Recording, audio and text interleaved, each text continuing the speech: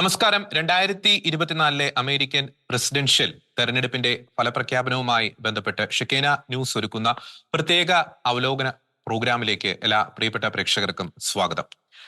ആധികാരികം, അത്ഭുതകരം, രണ്ട് വാക്കുകളിൽ വിശേഷിപ്പിക്കാം 2024 പ്രസിഡൻഷ്യൽ തെരഞ്ഞെടുപ്പിൽ റിപ്പബ്ലിക്കൻ പാർട്ടിയുടെ സ്ഥാനാർത്ഥിയായ ഡൊണാൾഡ് ട്രംപ് നേടിയ ഈ ഒരു വിജയം.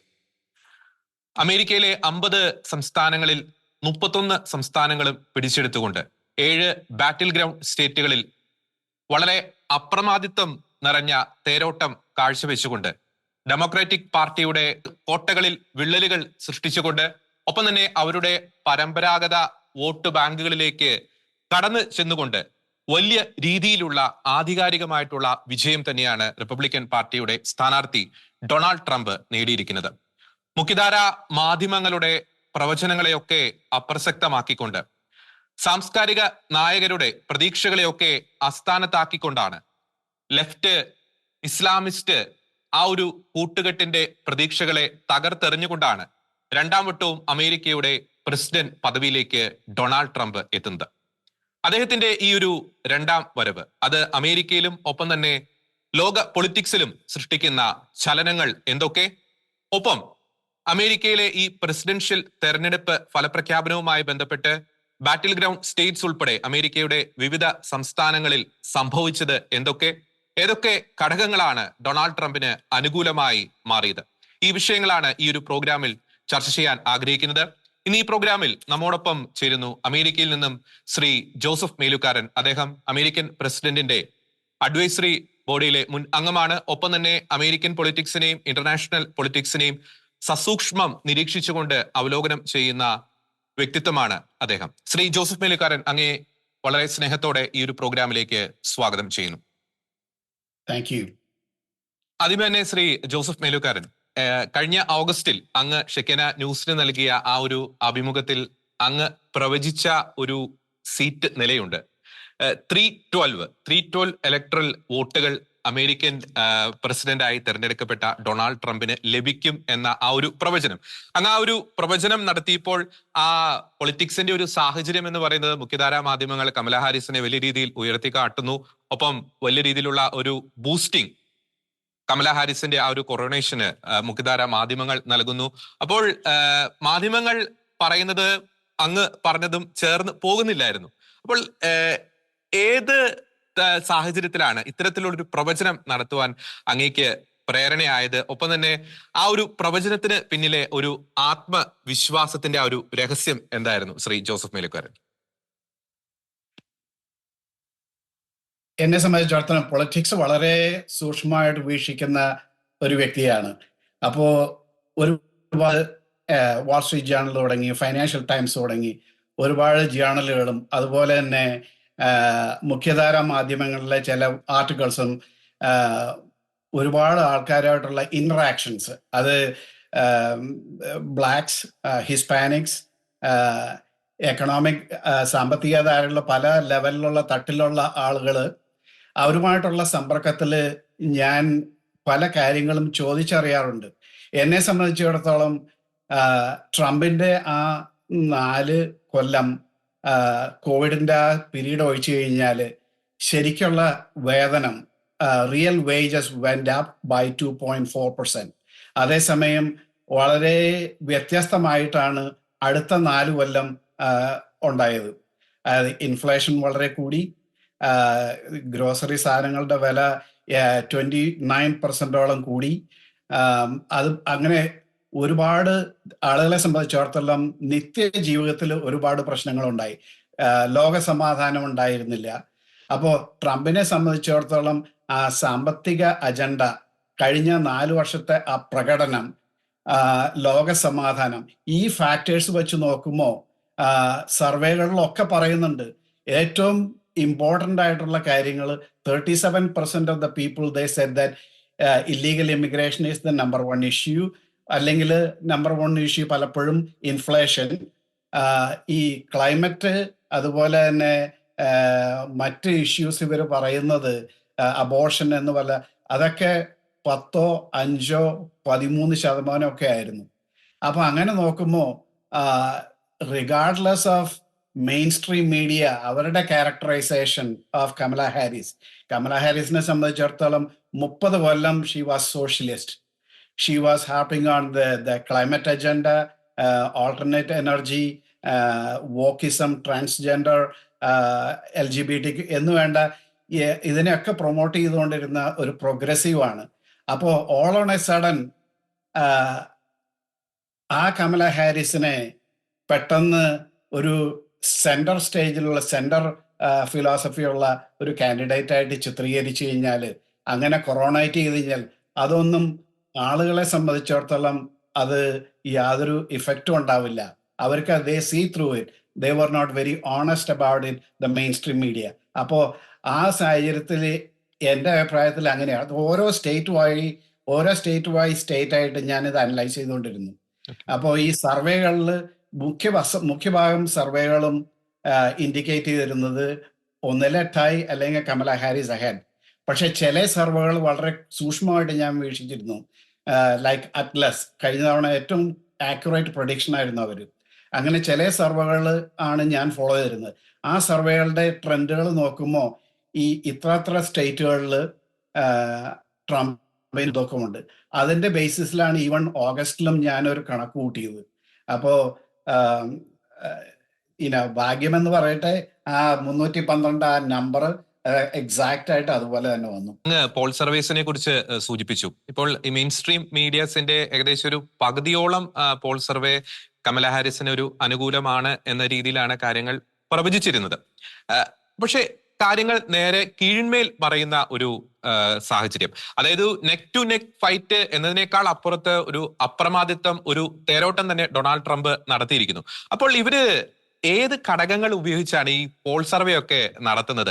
ഒരു തരത്തിൽ ചിന്തിക്കുകയാണെങ്കിൽ ഈ ഡെമോക്രാറ്റിക് അനുഭാവികളെ മാത്രം ഉൾപ്പെടുത്തിക്കൊണ്ട് ഇവർ സർവേ നടത്തി എന്ന് ചിന്തിച്ചു കഴിഞ്ഞാൽ നമുക്ക് അതിനെ കുറ്റം പറയാൻ സാധിക്കുമോ?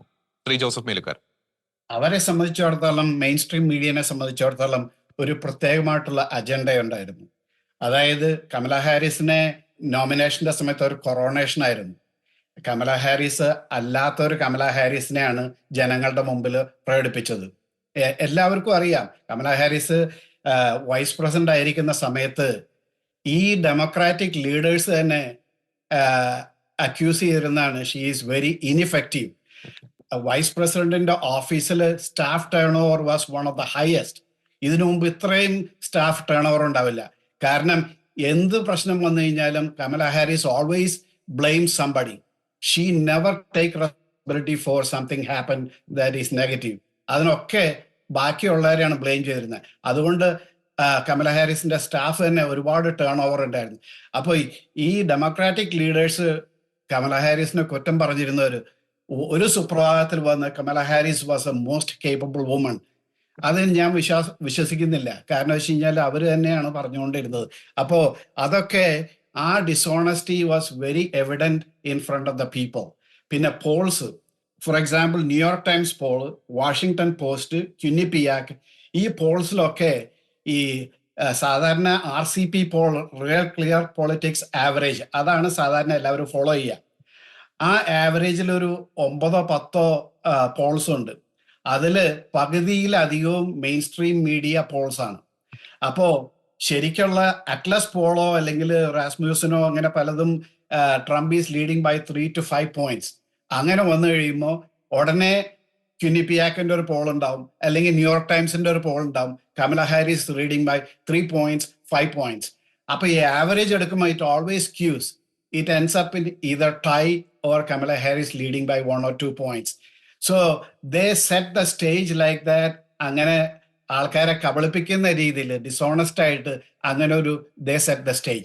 അതുകൊണ്ടാണ് ശരിക്കും സത്യത്തിൽ ആളുകളുടെ മനസ്സിൽ എന്താ നടക്കണേ എന്നുള്ളതും അവര് എന്ത് ആൾക്കാരെ ബോധിപ്പിക്കുന്നു എന്നുള്ളതും അത് ഭയങ്കരമായിട്ടുള്ള വ്യത്യാസം ഉണ്ടായിരുന്നു ഇത് രണ്ടും തമ്മിൽ. ഒപ്പം ഈ അമേരിക്കൻ ഇലക്ഷൻ ഫലപ്രഖ്യാപന വേളയിൽ പ്രത്യേകിച്ച് ഇന്ത്യയിലെ ജനങ്ങളെ സംബന്ധിച്ചിടത്തോളം, കേരളത്തിലെ ജനങ്ങളെ സംബന്ധിച്ചിടത്തോളം ഒട്ടനവധി കൗതുകം നിറഞ്ഞ ചില കാര്യങ്ങൾ ഈ ഇലക്ഷൻ ഫലപ്രഖ്യാപന വേളയിൽ കേൾക്കാൻ ഇടയായി. പ്രത്യേകിച്ച് ഈ പോപ്പുലർ വോട്ട്, ഇലക്ട്രൽ വോട്ട്. ചിലപ്പോൾ ഈ ഇലക്ട്രൽ വോട്ടിൽ മുന്നിൽ നിൽക്കുന്ന വ്യക്തി പോപ്പുലർ വോട്ടിൽ പിന്നിൽ പോയാലും ആ വ്യക്തിക്ക് പ്രസിഡന്റ് പദവിയിലേക്ക് എത്തിച്ചേരാൻ സാധിക്കുന്ന ഒരു സാഹചര്യം 2016 ഈ ഹിലാരി ക്ലിന്റനെതിരെ ഡൊണാൾഡ് ട്രംപ് മത്സരിച്ചപ്പോൾ അത്തരമൊരു സാഹചര്യം നിലവിൽ വന്നിരുന്നു. ഈ 2000-ലും സമാനമായിട്ടുള്ള ഒരു സാഹചര്യം നിലവിൽ വന്നിരുന്നു. അപ്പോൾ ഈ ഇന്ത്യയിലെ പ്രേക്ഷകരെ സംബന്ധിച്ചിടത്തോളം, കേരളത്തിലെ പ്രേക്ഷകർക്ക് വേണ്ടി ഈ പറയുന്ന ഈ ഫലപ്രഖ്യാപനം, ഈ അമേരിക്കൻ എലക്ഷൻ, ആ ഒരു പ്രോസസ് എന്തുകൊണ്ടാണ് അമേരിക്കയുടെ ഫൗണ്ടിങ് ഫാദേഴ്സ് നമ്മൾ കേരളത്തിലെ അല്ലെങ്കിൽ ഇന്ത്യയിലെ ഒരു പ്രേക്ഷകന്റെ ഒരു കണ്ണിലൂടെ നോക്കുമ്പോൾ ഇത്രത്തോളം ഒരു കോംപ്ലിക്കേറ്റഡ് ആയിട്ട് ആ ഒരു എലക്ഷൻ പ്രോസസ്സ് അത് ഫോം ചെയ്തത്? ഈ കോംപ്ലിക്കേറ്റഡ് ആയിട്ടുള്ള ഈ പ്രോസസ്സിന്റെ പിറകില് വളരെ ഷ്രൂഡ് ആയിട്ടുള്ള ഒരു ചിന്തയുണ്ട്. അതായത് പോപ്പുലർ വോട്ടിന്റെ അടിസ്ഥാനത്തിലാണെന്നുണ്ടെങ്കിൽ അമേരിക്ക വലിയൊരു രാജ്യമാണ്. അതിൻ്റെ മേജർ സിറ്റികളിൽ ഒരുപാട് പോപ്പുലേഷൻ ഈസ് വെരി ഹൈ. അപ്പോൾ Los Angeles, Chicago, New York, Dallas, ഇങ്ങനത്തെ പല സിറ്റികളിൽ മാത്രം എടുത്തു കഴിഞ്ഞാൽ you get the popular vote much higher. അപ്പോൾ അതുകൊണ്ട് ഒരു പ്രസിഡന്റിനെ തിരഞ്ഞെടുക്കാം. പക്ഷേ അമേരിക്കയുടെ ഭൂരിഭാഗം ഔട്ട്ലൈങ് ഏരിയയിൽ ജീവിക്കുന്നവരെ സംബന്ധിച്ചിടത്തോളം അതൊരു റെപ്രസെന്റേഷൻ ആയിട്ട് വരില്ല. അതുകൊണ്ടാണ് ഈ ഇലക്ട്രൽ കോളേജ് വഴി, സോ അതൊരു ഇൻഡയറക്റ്റ് മെത്തേഡ് ഓഫ് എലക്ഷൻ ആണ്. പക്ഷേ അത് ഈ പോപ്പുലർ വോട്ടിനേക്കാളും അമേരിക്കയുടെ മൊത്തത്തിൽ റെപ്രസെന്റേഷൻ ആണ് അതുകൊണ്ട് ഉദ്ദേശിക്കുന്നത്. അങ്ങനെയാണ് അത് ഡിസൈൻ ചെയ്തത്. അതല്ലെങ്കിൽ കുറെ സിറ്റികൾ വിചാരിച്ചു കഴിഞ്ഞാൽ അവരുടെ തന്നെ പ്രസിഡന്റ് ആയിട്ട് വരും, അവരുടെ കാൻഡിഡേറ്റ് തന്നെ പ്രസിഡന്റ് ആയിട്ട് വരും എപ്പോഴും. അപ്പോൾ 538 ഇലക്ട്രൽ വോട്ട്സ് ആണ് ഉള്ളത്. അത് ഓരോ സ്റ്റേറ്റിൽ 2 സെനറ്റേഴ്സും ഉണ്ട്, പിന്നെ കുറെ കോൺഗ്രസ്മെൻ ഉണ്ട്. ആ കോൺഗ്രസിലെ അംഗങ്ങൾ എന്ന് പറഞ്ഞു കഴിഞ്ഞാൽ ഏതാണ്ട് 7 ലക്ഷത്തിൽ പരം ആളുകൾക്ക് ഒരു കോൺഗ്രസ്മെൻ എന്നുള്ള, കോൺഗ്രസ് മെമ്പർ എന്നുള്ള രീതിയിലാണ് അത് അലോക്കേറ്റ് ചെയ്തത്. അതേസമയം വളരെ പോപ്പുലേഷൻ കുറഞ്ഞ വളരെ വിസ്തൃതമായിട്ടുള്ള സ്റ്റേറ്റുകളുണ്ട്, അലാസ്ക പോലെ. അവർക്ക് അങ്ങനെ 7 ലക്ഷം എന്ന് പറയുന്ന നമ്പറിലേക്ക് എത്താൻ പറ്റില്ല. അപ്പോൾ മിനിമം ഒരു സ്റ്റേറ്റിന് 3 ഇലക്ട്രൽ വോട്ട്സ് എന്തായാലും കിട്ടും, regardless of how many congressmen they have. അപ്പോൾ അങ്ങനെയാണ് ഇത് വിഭജിച്ചിരിക്കുന്നത്. അപ്പോൾ ഇലക്ട്രൽ കോളേജ് ആണ്. അങ്ങനെ വരുമ്പോൾ 270 കിട്ടുന്ന ആള് ജയിക്കുന്നു. അപ്പോൾ പോപ്പുലർ വോട്ട് പലപ്പോഴും കഴിഞ്ഞ 2016 ട്രംപിനെ സംബന്ധിച്ചാലും പോപ്പുലർ വോട്ട് കിട്ടിയില്ല. ഇതിനു മുമ്പ് 51%, ഇപ്പോൾ ഈ 2024 ട്രംപിന് 51%-ലേറെ വോട്ട് കിട്ടി. ആ 51%-ലേറെ ആദ്യമായിട്ട് കിട്ടുന്നത് 1988 ആദ്യമായിട്ടാണ് റിപ്പബ്ലിക്കൻ പാർട്ടിക്ക് ഈ വോട്ട് ലഭിക്കുന്നത്. ജോർജ് ഡബ്ല്യു ബുഷ് 2004 മെജോറിറ്റി കിട്ടി, പക്ഷെ ഇത്രയായിരുന്നില്ല. അപ്പോൾ 1988 കഴിഞ്ഞിട്ട് 2024 51% ഒരു റിപ്പബ്ലിക്കൻ കാൻഡിഡേറ്റിന് കിട്ടുന്നത്. അപ്പോൾ ആ റിപ്പബ്ലിക്കൻ കാൻഡിഡേറ്റിന്റെ ഇത്തവണത്തെ വിജയം വലിയൊരു വിജയമാണ്, ഒരു ചരിത്ര സംഭവമാണ്. അത് മാത്രമല്ല, ഒരു 4 കൊല്ലം ഭരിച്ചിട്ട് പിന്നെ 4 കൊല്ലം പുറത്തുപോയി എല്ലാ ഇൻവെസ്റ്റിഗേഷനും, എല്ലാ അക്യൂസേഷനും, എൻഡൈറ്റ്മെന്റ് ഇതെല്ലാം കഴിഞ്ഞിട്ട് തിരിച്ചു വരുന്ന ആദ്യത്തെ ഒരു പ്രസിഡന്റ്. ഇത്രയും ഒരു വലിയൊരു സംഭവം US-ന്റെ ചരിത്രത്തിൽ തന്നെ ആദ്യമായിട്ടുണ്ടാവുന്നതാണ്. അതുകൊണ്ട് തന്നെ ആയിരിക്കില്ലേ ഈ പോപ്പുലർ വോട്ടുകൾ, നമുക്കറിയാം ട്രംപിന്റെ വിജയം ഈ ആധികാരികം എന്ന് പറയാനുള്ള ഒരു കാരണം എന്ന് പറയുന്നത് ഈ പോപ്പുലർ വോട്ടുകളിൽ അങ്ങ് സൂചിപ്പിച്ചതുപോലെ ട്രംപ് നടത്തിയ ഒരു മുന്നേറ്റം. ഏകദേശം ഒരു 4 മില്യണിൽ അധികം പോപ്പുലർ വോട്ടുകൾക്ക് അദ്ദേഹം മുന്നിൽ നിൽക്കുകയാണ്. അങ്ങ് നേരത്തെ സൂചിപ്പിച്ച കാരണങ്ങൾ കൊണ്ട് തന്നെയല്ലേ ഈ പോപ്പുലർ വോട്ടുകൾ നിലവിലെ ഒരു ഇലക്ഷൻ ഫലപ്രഖ്യാപനത്തിൽ ഒരു സ്ട്രാറ്റജിക്കലി ഒരു വളരെയധികം പ്രാധാന്യം അർഹിക്കുന്നത്? അതെ, എപ്പോഴും പോപ്പുലർ വോട്ട് ഉണ്ടെങ്കിൽ നമുക്ക് പറയാം പോപ്പുലർ മാൻഡേറ്റും ഉണ്ടെന്ന്. ഇലക്ട്രൽ വോട്ടിൽ അതാണ് ഈ 1988 ശേഷം അല്ലെങ്കിൽ 2004 ശേഷം പോപ്പുലർ വോട്ടിൽ ആദ്യമായിട്ടാണ് റിപ്പബ്ലിക്കൻസിന് കിട്ടുന്നത്. അപ്പോൾ ഈ റിപ്പബ്ലിക്കൻസ് എപ്പോൾ ജയിച്ചു കഴിഞ്ഞാലും പോപ്പുലർ വോട്ട് കിട്ടിയില്ലെങ്കിൽ സാധാരണഗതിയിൽ ഡെമോക്രാറ്റിക് പാർട്ടി എപ്പോഴും അക്യൂസ് ചെയ്യുന്ന, ആരോപിക്കുന്ന ഒന്നാണ് നിങ്ങൾക്ക് മാൻഡേറ്റ് ഇല്ല എന്ന്. അപ്പോൾ 51%-ലേറെ വോട്ട് കിട്ടിയ ട്രംപിന് ഇത്തവണ മാൻഡേറ്റ് ഉണ്ട്. അത് മാത്രമല്ല, ഈ കോൺഗ്രസ്മെൻ സെനറ്റ് ഇലക്ഷനിലൊക്കെ ഇതിനെ ബാധിക്കും. ഏതെങ്കിലും ഒരു കാൻഡിഡേറ്റിന് പോപ്പുലർ വോട്ട് കിട്ടുകയാണെന്നുണ്ടെങ്കിൽ അതനുസരിച്ച് ആനുപാതികമായിട്ട് ഈ കോൺഗ്രഷണൽ വോട്ടിനും സെനറ്റ് വോട്ടിനും അതിന് അഡ്വാൻറ്റേജ് ഉണ്ട്. അതുകൊണ്ട് തന്നെയാണ് പലപ്പോഴും ഈ തവണ കോൺഗ്രസ് ഹൗസ് ഡെമോക്രാറ്റ്സിന് പോകുമെന്ന് പറഞ്ഞിരുന്നു. പക്ഷേ ഇപ്പോഴത്തെ സാഹചര്യത്തിൽ മിക്കവാറും Republicans will control the house. Senate ആണെങ്കിൽ ഇപ്പോ മെജോറിറ്റി ഡെമോക്രാറ്റ്സിന്റെ കയ്യിൽ നിന്ന് പിടിച്ചെടുത്തു, 53 സീറ്റുണ്ട്. അപ്പോ ഈ പോപ്പുലർ വോട്ട് എപ്പോഴും കൂടുമ്പോൾ അതിന്റെ ആ ബെനിഫിറ്റ് മിക്കവാറും സെനറ്റ് ഇലക്ഷനും കോൺഗ്രഷണൽ ഇലക്ഷനും കാണാം. അങ്ങ് നേരത്തെ പറഞ്ഞ ആ ഒരു കാര്യത്തോട് ചേർത്ത് തന്നെയാണ് ഈ ചോദ്യം ചോദിക്കാൻ ആഗ്രഹിക്കുന്നത്. ഇത്തവണ ഡൊണാൾഡ് ട്രംപിന് ലഭിച്ചത് ഒരു ആധികാരികമായിട്ടുള്ള ഒരു വിജയം തന്നെയാണ്. പ്രത്യേകിച്ച് സെനറ്റ് റിപ്പബ്ലിക്കൻ പാർട്ടിക്ക് വലിയ രീതിയിലുള്ള ഒരു മെജോറിറ്റി ലഭിക്കുന്നു, 53 സീറ്റ്. ഹൗസിൽ മെജോറിറ്റി ലഭിക്കുന്ന ഒരു സാഹചര്യത്തിലേക്ക് നീങ്ങുന്നു. പ്രസിഡന്റ് പദവി റിപ്പബ്ലിക്കൻ പാർട്ടിക്ക് ലഭിക്കുന്നു. അപ്പോൾ ഇത് മുന്നോട്ടുള്ള ഒരു പ്രയാണത്തിൽ ഡൊണാൾഡ് ട്രംപിന് തന്റെ പോളിസികൾ ഇംപ്ലിമെന്റ് ചെയ്യുന്ന കാര്യത്തിൽ എത്രത്തോളം ഒരു ഈസിനെസ് ഡൊണാൾഡ് ട്രംപിന് പ്രൊവൈഡ് ചെയ്യും ഈ ഒരു സാഹചര്യം? 2016 ട്രംപിന്റെ വിജയം പോപ്പുലർ വോട്ട് കിട്ടിയില്ല. പക്ഷേ സെനറ്റും കോൺഗ്രസും റിപ്പബ്ലിക്കൻസിന്റെ കയ്യിലായിരുന്നു. പക്ഷെ അന്നത്തെ വ്യത്യാസം എന്ന് വെച്ച് കഴിഞ്ഞാൽ ഡൊണാൾഡ് ട്രംപ് എസ്റ്റാബ്ലിഷ്മെന്റ് കാൻഡിഡേറ്റ് ആയിരുന്നില്ല, പുറത്തുനിന്ന് വന്ന് ജയിച്ച ഒരു കാൻഡിഡേറ്റ് ആണ്. അതുകൊണ്ട് തന്നെ റിപ്പബ്ലിക്കൻ പാർട്ടിയുടെ എസ്റ്റാബ്ലിഷ്മെന്റ് സൈഡിലുള്ള ആൾക്കാർ പലരും ട്രംപിനെതിരായിരുന്നു.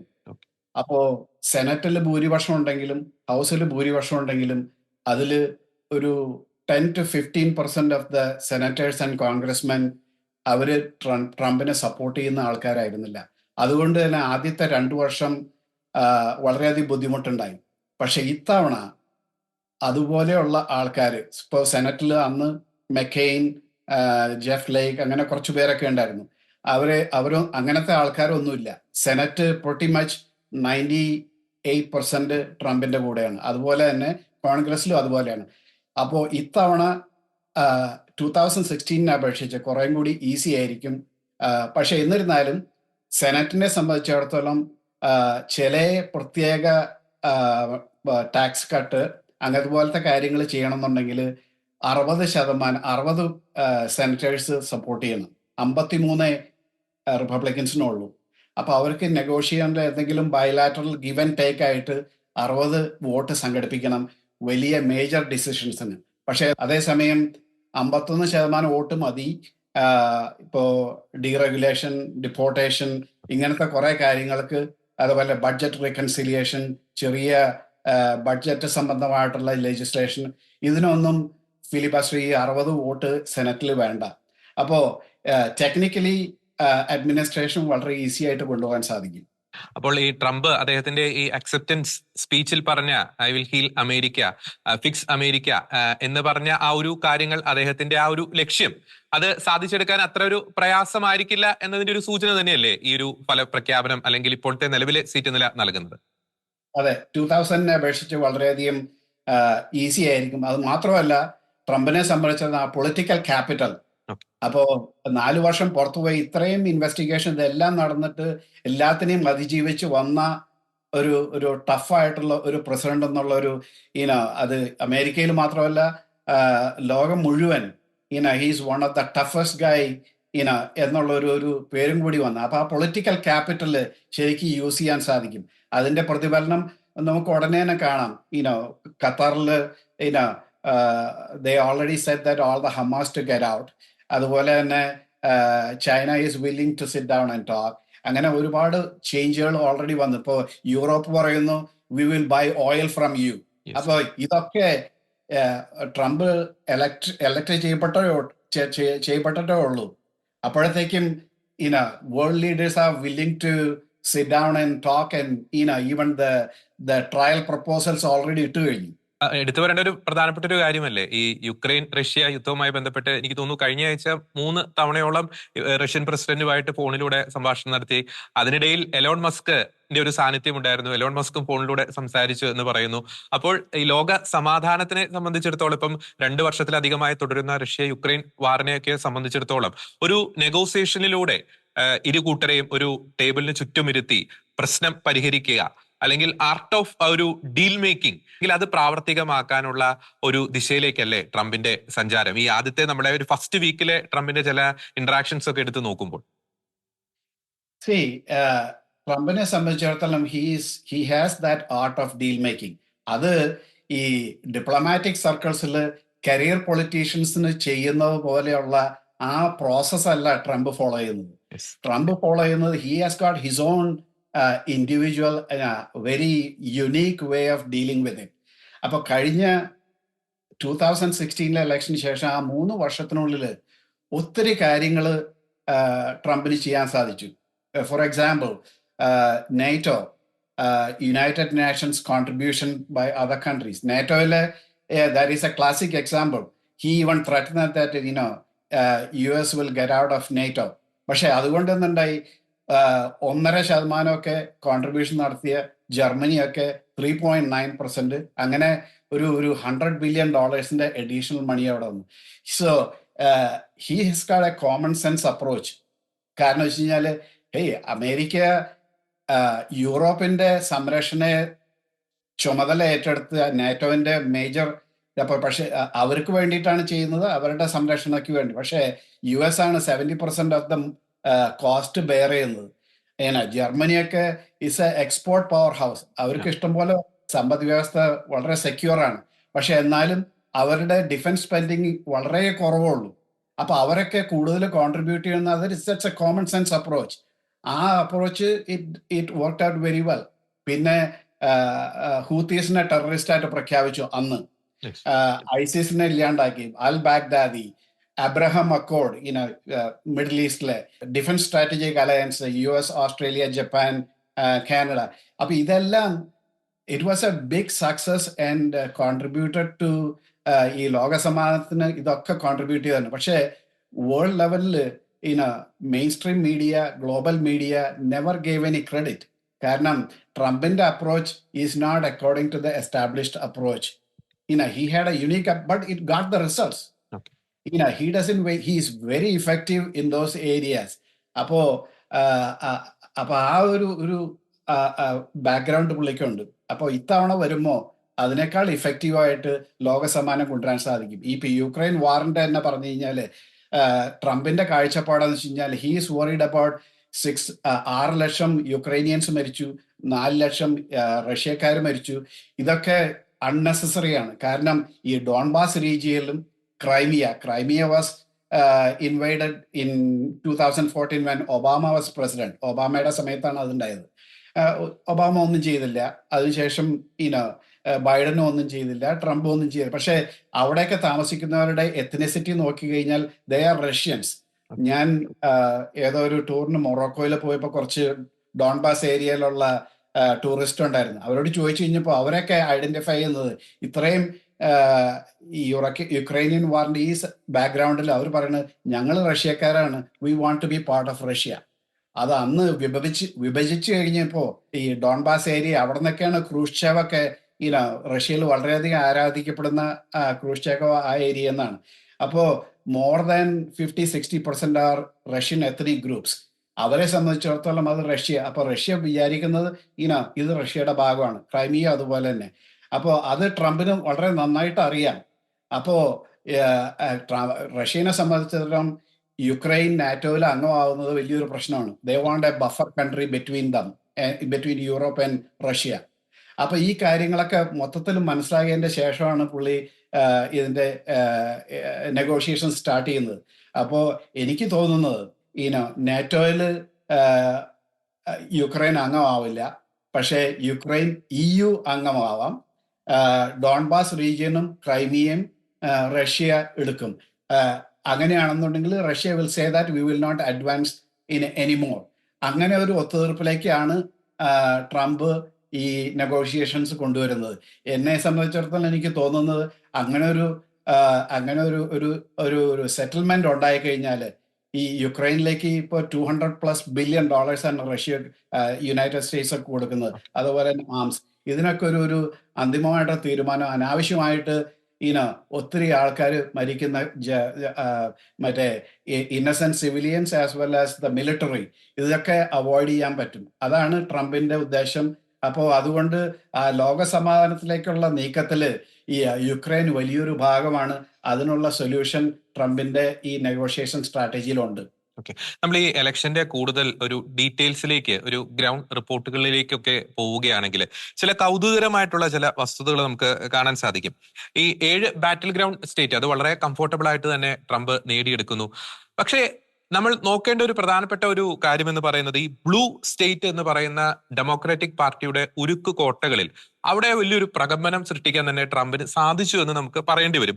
ഒരു ഉദാഹരണം തന്നെ എടുക്കുകയാണെങ്കിൽ ഇപ്പൊ ന്യൂയോർക്ക് സ്റ്റേറ്റ്, അവിടെ കഴിഞ്ഞ തവണത്തെക്കാളും 6% ഒരു മുന്നേറ്റം കാഴ്ചവെക്കാൻ ട്രംപിന് സാധിച്ചു. കാലിഫോർണിയയിൽ 4.61% ഒരു മുന്നേറ്റം, മസാച്യുസെറ്റ്സിൽ 4.38% വരുന്ന വോട്ടുകൾ സമാഹരിക്കാൻ ട്രംപിന് സാധിച്ചു.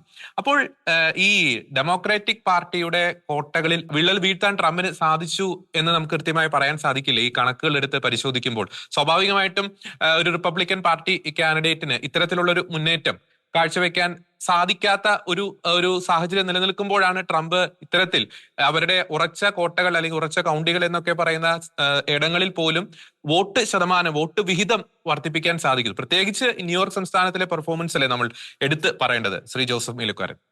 ട്രംപിനെ സംബന്ധിച്ചിടത്തോളം ട്രംപിന്റെ മികവ് എന്ന് പറയുന്നത് റിപ്പബ്ലിക്കൻ പാർട്ടിയെ തന്നെ അത് റീമേക്ക് ചെയ്തു എന്നുള്ളതാണ്. റിപ്പബ്ലിക്കൻ പാർട്ടിയെ സംബന്ധിച്ചിടത്തോളം സാധാരണഗതിയിൽ ജനങ്ങൾ കണക്കാക്കിയിരുന്നത് പൈസക്കാരുടെയും വെളുത്തവരുടെയും ഒരു പാർട്ടിയായിട്ടാണ്. ആ ഒരു ലേബല് മാറ്റി മൊത്തം വർക്കിംഗ് ക്ലാസിന്റെ സപ്പോർട്ട്, യൂണിയന്റെ സപ്പോർട്ട്, കറുത്ത വർഗക്കാരുടെ സപ്പോർട്ട്, ഹിസ്പാനിക്സിന്റെ സപ്പോർട്ട്, ഈവൻ ഇന്ത്യക്കാരുടെ ഏഷ്യൻസിന്റെയും സപ്പോർട്ട് കൂടുതലായിട്ട് വാങ്ങാനായി സാധിച്ചു. അത് റിപ്പബ്ലിക്കൻ പാർട്ടി ഇപ്പോൾ ഒരു വർക്കിംഗ് ക്ലാസ് മൾട്ടി എത്നിക് പാർട്ടിയായിട്ട് വലിയൊരു കുടക്കീഴിൽ വന്നു.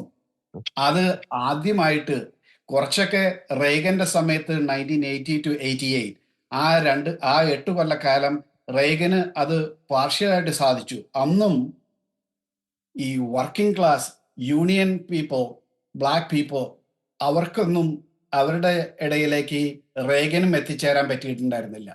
അപ്പോൾ കഴിഞ്ഞ ഒരു 50 കൊല്ലത്തെ ചരിത്രം നോക്കുമ്പോൾ ആദ്യമായിട്ടാണ് ഒരു പ്രസിഡന്റ് യൂണിയനിലേക്കും കറുത്ത വർഗക്കാരിലേക്കും ഹിസ്പാനിക്സിന്റെ ഇടയിലും ഇത്രയും പോപ്പുലാരിറ്റി വന്നു. ഇപ്പൊ ഹിസ്പാനിക്സിന്റെ ഒക്കെ പോപ്പുലാരിറ്റി എന്ന് പറഞ്ഞാൽ ഹി ഗോട്ട് 42%.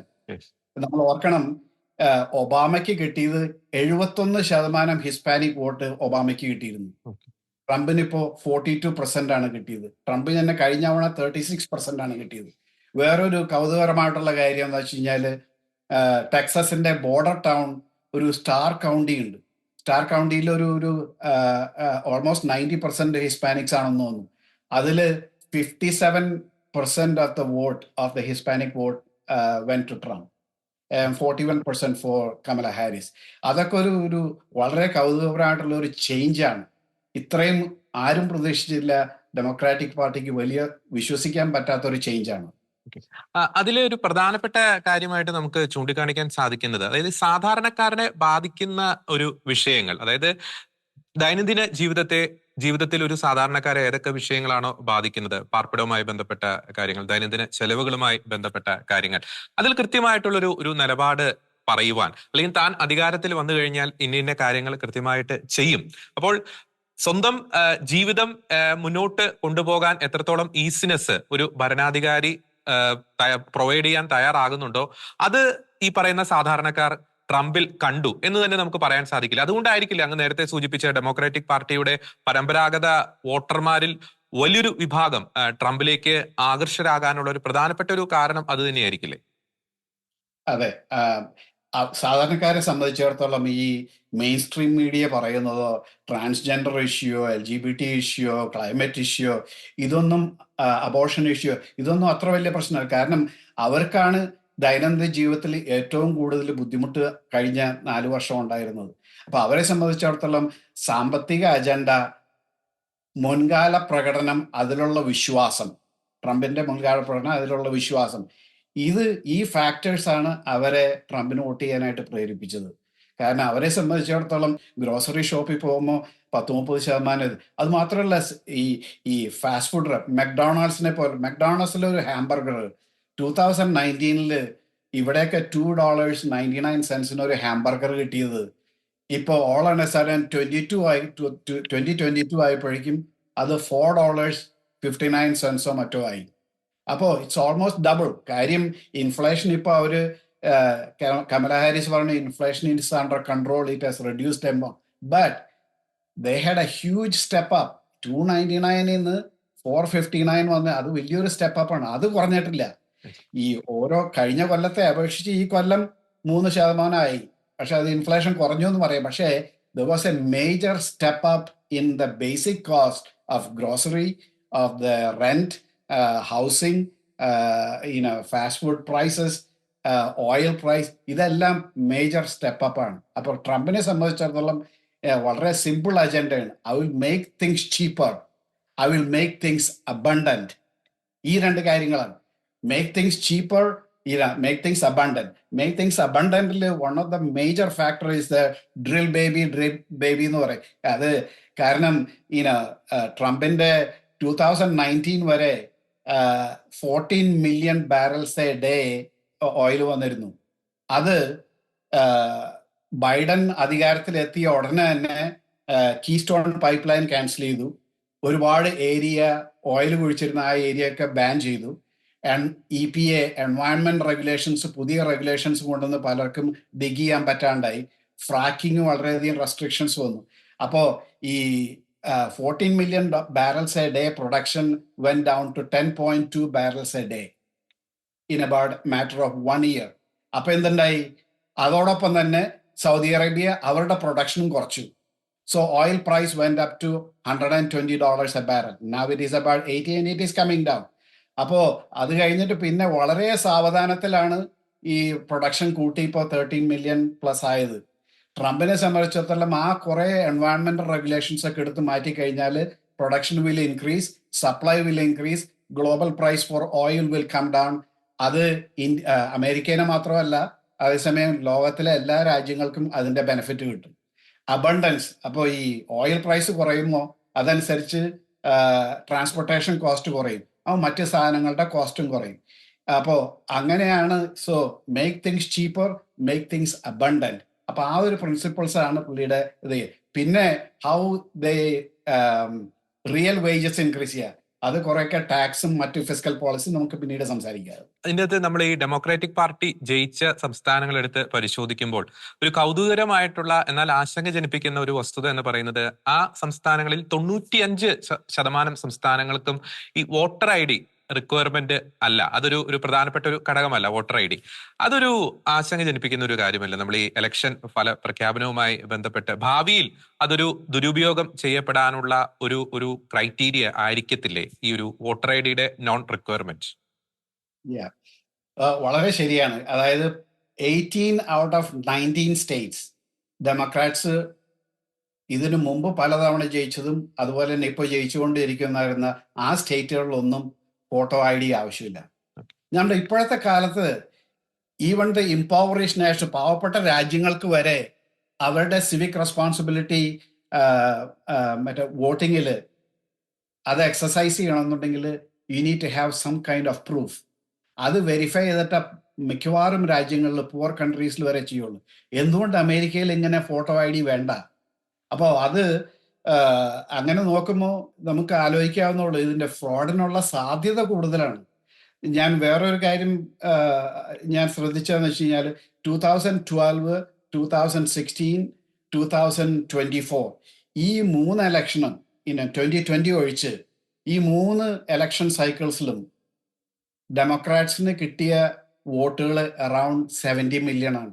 അതൊന്നും ചേഞ്ച് ചെയ്തിട്ടില്ല. നമ്മളിപ്പോ ഒരു 16 വർഷത്തെ കാര്യമാണ് പറയുന്നത്. ഇപ്പൊ അതിന്റെ ഇടയിൽ 4 ഇലക്ഷൻ, ഈ 4 ഇലക്ഷനിൽ 3 ഇലക്ഷനിലും ഡെമോക്രാറ്റിക് വോട്ടുകൾ അറൌണ്ട് 70 million. അതിന് വലിയ ചേഞ്ച് ഒന്നും ഉണ്ടായിട്ടില്ല. ഇപ്പൊ ഇത്തവണ Trump got more popular vote. അപ്പോൾ ഹി ഹാഡ് 74 million വോട്ട്സ്. അപ്പൊ ആ 74 million അതിന് കാരണമുണ്ട്. He had that much majority.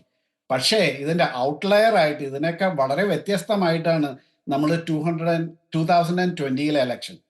2020 election ഡെമോക്രാറ്റ്സിന് ഓൾമോസ്റ്റ് 80 million വോട്ട്സാണ് കിട്ടിയത്. അപ്പോൾ 80 million എവിടെ നിന്ന് ഈ 10 million ഉണ്ടായത് എന്ന് പറഞ്ഞു കഴിഞ്ഞാൽ 168 million വോട്ടർ രജിസ്റ്ററിലുള്ള പേരുകൾ, അതിപ്പോ പല സ്റ്റേറ്റുകളിലും അത് വെരിഫൈഡ് നമ്പർ ആണോന്നും അറിയാൻ പാടില്ല. ഓക്കെ. അതിൽ 159 മില്യൺ ആൾക്കാർ വോട്ട് ചെയ്തു എന്ന് പറഞ്ഞ് സാധാരണ അമേരിക്കയിൽ അത്രയും വലിയൊരു വോട്ടിംഗ് പെർസെൻറ്റേജ് സാധാരണ ഉണ്ടാവാറില്ല. So it is A total anomaly. അപ്പോ അതൊക്കെ ആ, ഈ വോട്ടിംഗ് ഇന്റഗ്രിറ്റീനെ ബാധിക്കുന്ന കാര്യമാണ്. കുറെ സംശയങ്ങൾ 2020 ആ ഇലക്ഷനെ പറ്റിയുണ്ട്. അപ്പോൾ ഇപ്പോഴത്തെ ഈ സാഹചര്യങ്ങൾ, ഈ വോട്ടിന്റെ സ്റ്റാറ്റിസ്റ്റിക്സ് ഒക്കെ നോക്കുമ്പോൾ 2020 വോട്ട് ഭയങ്കര ഒരു അനോമലി ആയിട്ടാണ് ഇപ്പോഴും സ്ഥിതി ചെയ്യുന്നത്. അതിന്റെ സത്യാവസ്ഥ it's something that happen before. ഇനിയിപ്പോൾ അതിനെപ്പറ്റി ചിന്തിച്ചിട്ട് കാര്യമില്ല. പക്ഷേ എന്നാലും ഇത് സൂക്ഷ്മമായിട്ട് വീക്ഷിക്കുന്നവരെ സംബന്ധിച്ചിടത്തോളം അത് വളരെ ഒരു വിരോധാഭാസമാണ്. ഇത്രയും വലിയൊരു വോട്ടിംഗ് പെർസെൻറ്റേജ് അമേരിക്കയിൽ സാധാരണ ഇല്ലാത്തോടത്തോളം അത്രയും കൂടുതൽ വോട്ട് കോവിഡിന്റെ സമയത്ത് കിട്ടുക എന്നുള്ളത്. നമ്മൾ ഈ ഇലക്ഷൻ ഫലപ്രഖ്യാപനം വന്നതിന് ശേഷം നമ്മുടെ മുഖ്യധാര മാധ്യമങ്ങളുടെയൊക്കെ റിപ്പോർട്ടിംഗ് ഒക്കെ കാണുമ്പോൾ തമാശയായിട്ട് വേണമെങ്കിൽ പറയാൻ സാധിക്കും, ഡെമോക്രാറ്റിക് പാർട്ടിക്ക് ഇല്ലാത്തൊരു വിഷമമാണ് പല മുഖ്യധാര മാധ്യമങ്ങൾക്കും. അമേരിക്കൻ പ്രസിഡന്റ് പദവി പോലുള്ള വളരെ സമുന്നതമായ പദവിയിലേക്ക് ആധികാരികമായിട്ട് ജയിച്ചു കയറിയ ട്രംപ്, അപ്പോൾ അദ്ദേഹത്തിന്റെ ഒരു പ്രസിഡൻസി ഒരു പോസിറ്റീവായിട്ട് എന്തൊക്കെ മാറ്റങ്ങൾ രാജ്യത്തിന് അല്ലെങ്കിൽ ലോകത്തിന് കൊണ്ടുവരും എന്ന രീതിയിലേക്ക് ചർച്ചകൾ കൊണ്ടുപോകാതെ പലപ്പോഴും പല കോൺസ്പിറസി തിയറീസ് ഇപ്പോൾ തന്നെ പലരും പറഞ്ഞു തുടങ്ങിയിരിക്കുന്നു. ഈ വൈസ് പ്രസിഡന്റ് JD Vance ഏത് നിമിഷം വേണമെങ്കിലും പ്രസിഡന്റ് ആവാനുള്ള സാധ്യത, അങ്ങനെയൊക്കെ കോൺസ്പിറസി തിയറി. എന്തുകൊണ്ടാണ് ഇപ്പോഴും ഇത്രയും വലിയൊരു വിജയം ജനങ്ങൾ സമ്മാനിച്ചിട്ട് പല ജനവിഭാഗങ്ങളുടെ അല്ലെങ്കിൽ റിപ്പബ്ലിക്കൻ പാർട്ടിക്ക് പരമ്പരാഗതമായി വോട്ട് ചെയ്യാത്ത പല ജനവിഭാഗങ്ങളും ട്രംപിന് വോട്ട് ചെയ്തിട്ട് പോലും ഒരു ഡിസ്റ്റോർട്ടഡ് ആയിട്ടുള്ള ഒരു ഇമേജ് അദ്ദേഹത്തിന്റെ പ്രസിഡൻസിയെ സംബന്ധിച്ച്, അദ്ദേഹത്തിന്റെ ഫ്യൂച്ചറെ സംബന്ധിച്ച് ഇപ്പോഴും എന്തുകൊണ്ട് മെയിൻ സ്ട്രീം മീഡിയാസ് ഇങ്ങനെ പറഞ്ഞുകൊണ്ടിരിക്കുന്നു? മെയിൻ സ്ട്രീം മീഡിയ 85% കമല ഹാരിസിന്റെ അജണ്ട, അതൊരു ഗ്ലോബലിസ്റ്റ് അജണ്ടയാണ്. ഇത് കമല ഹാരിസ് ഒരു വ്യക്തി എന്നുള്ളത് ഇത് മാത്രമേ ഉള്ളൂ. ആ എസ്റ്റാബ്ലിഷ്മെന്റ്, അതിന്റെ ഇൻഫ്രാസ്ട്രക്ചർ, ഗ്ലോബലിസ്റ്റ് അജണ്ട, പ്രോഗ്രസീവ് അജണ്ട, അതാണ് അവരുടെ മുമ്പിലുള്ളത്. ബൈഡനോ ആണോ കമല ഹാരിസ് ആണോ എന്ന് അവർക്ക് പ്രശ്നമില്ല. അവരെ സംബന്ധിച്ചിടത്തോളം ഈ പ്രോഗ്രസീവ് അജണ്ടയിൽ കാര്യങ്ങൾ നടക്കണം എന്നുള്ളതാണ്. അതുകൊണ്ട് തന്നെ ഈ പ്രോഗ്രസീവ് അജണ്ടയ്ക്ക് ഏറ്റവും കൂടുതൽ ഭാര വയ്ക്കാനുള്ള കഴിവുള്ള ഒരു വ്യക്തി ട്രംപാണ്. അതുകൊണ്ട് തന്നെയാണ് ട്രംപിനെ ഏത് വിധത്തിലെങ്കിലും മറ്റേ ഈ അധികാരത്തിൽ വരരുതെന്നുള്ള ഉദ്ദേശത്തോടു കൂടിയിട്ടാണ് അവരുടെ എല്ലാ റിപ്പോർട്ടിങ്ങും അതുപോലെ തന്നെ പോൾസും ഇതെല്ലാം സ്ക്യൂഡായിരുന്നു. അപ്പോൾ ഇപ്പോൾ ട്രംപ് ജയിച്ചു കഴിഞ്ഞപ്പോൾ, അതും വളരെ നല്ല ഭൂരിപക്ഷത്തിന് ജയിച്ചു കഴിഞ്ഞപ്പോൾ, അവർ already started blaming each other. എന്തുകൊണ്ട് ഇത് സംഭവിച്ചു? അത് ആ വിജയം ആക്സെപ്റ്റ് ചെയ്ത് അതെങ്ങനെ looking inward and making some changes, അതൊന്നുമല്ല അവർ ആലോചിക്കുന്നത്. അവരിങ്ങനെ അപ്പൊ ഇത് ഈ ഇലക്ഷനെ സംബന്ധിച്ചിടത്തോളം ഇതൊരു വളരെ ഒരു യുണീക്ക് ഇലക്ഷനാണ്. $1.2 ബില്യൺ ആണ് കമല ഹാരിസ് സ്പെൻഡ് ചെയ്തത്. എന്നിട്ട് ഞാൻ ഇപ്പൊ കേൾക്കുന്നു ഏതാണ്ട് ഇപ്പൊ $20 മില്യൺ ഡെറ്റിലാണ്. 1.2 ബില്യൺ ചെലവാക്കി. അത് കൂടാതെ ഈ CNN, MSNBC, ABC എല്ലാ മാധ്യമങ്ങളും എടുത്തു നോക്കിക്കഴിഞ്ഞാൽ അതിൽ കമല ഹാരിസിന് കൂടുതൽ അഡ്വർടൈസ്മെന്റ് കിട്ടി, കൂടുതൽ പബ്ലിസിറ്റി കിട്ടി, കൂടുതൽ പ്രൊമോഷൻ കിട്ടി. അതിന്റെ വാല്യൂ തന്നെ ഓൾമോസ്റ്റ് $1 ബില്യൺ ആണ്. അപ്പൊ ഇത്രയും $2 ബില്യൺ പ്ലസ് എന്ന് പറഞ്ഞു കഴിഞ്ഞാൽ ഇത്രയും കോസ്റ്റ്ലി എലക്ഷൻ ഇതിനു മുമ്പ് ഉണ്ടായിട്ടില്ല. ഒരു കാൻഡിഡേറ്റ് ഇത്ര സ്പെൻഡ് ചെയ്തിട്ടില്ല. അവര് മില്യൺസ് ഓഫ് ഡോളേഴ്സ് ആണ് ഹോളിവുഡിലെ സ്റ്റാർസിന് കമല ഹാരിസിന്റെ കൂടെ സ്റ്റേജിൽ അപ്പിയർ ചെയ്യാനായിട്ട് കാശ് കൊടുത്തുകൊണ്ടിരുന്നത്. ഈവൺ അബോർഷൻ, ഗർഭഛിദ്ര ഇഷ്യൂ, അത് വലിയൊരു പ്രശ്നമാക്കി അവസാനത്തെ ആഴ്ചയിൽ വനിതകളെ പേടിപ്പിക്കാനായിട്ട് ഈ $175 മില്യൺ ആഡാണ് അവർ വാങ്ങിച്ചത്. $175 മില്യൺ അവസാനത്തെ ആഴ്ചയിൽ ഈ ഒരൊറ്റ ഇഷ്യൂ, ഗർഭഛിദ്രം എന്നുള്ള ഒരൊറ്റ ഇഷ്യൂ അതിനെ പേടിപ്പിക്കാനായിട്ട്. അപ്പൊ അത്രമാത്രം പൈസ ചെലവാക്കി മീഡിയ പബ്ലിസിറ്റി ഇതെല്ലാം കഴിഞ്ഞിട്ട് ജയിച്ചു കഴിഞ്ഞപ്പോൾ ഇപ്പൊ അവർക്ക് ഇപ്പോഴും ആക്സെപ്റ്റ് ചെയ്യാൻ പറ്റണില്ല. അവരൊരു മരിച്ച വീട്ടിലെ പോലെയാണ്. ചില സംസാരവും ചില മറ്റേ പ്രോഗ്രാംസ് ഒക്കെ കണ്ടു കഴിഞ്ഞാൽ എല്ലാവർക്കും വിലാപമാണ്. ആരും ട്രംപിനെ പറ്റിയിട്ട് പേരെടുത്ത് പറയാനും കൂടി പറ്റണില്ല. വളരെ കൗതുകരമായിട്ടുള്ള ഒരു കാര്യമാണ്. അവര് സത്യം പറഞ്ഞു കഴിഞ്ഞാല് അവര് തന്നെ ആലോചിക്കണം എന്തൊക്കെ തെറ്റുകൾ പറ്റി.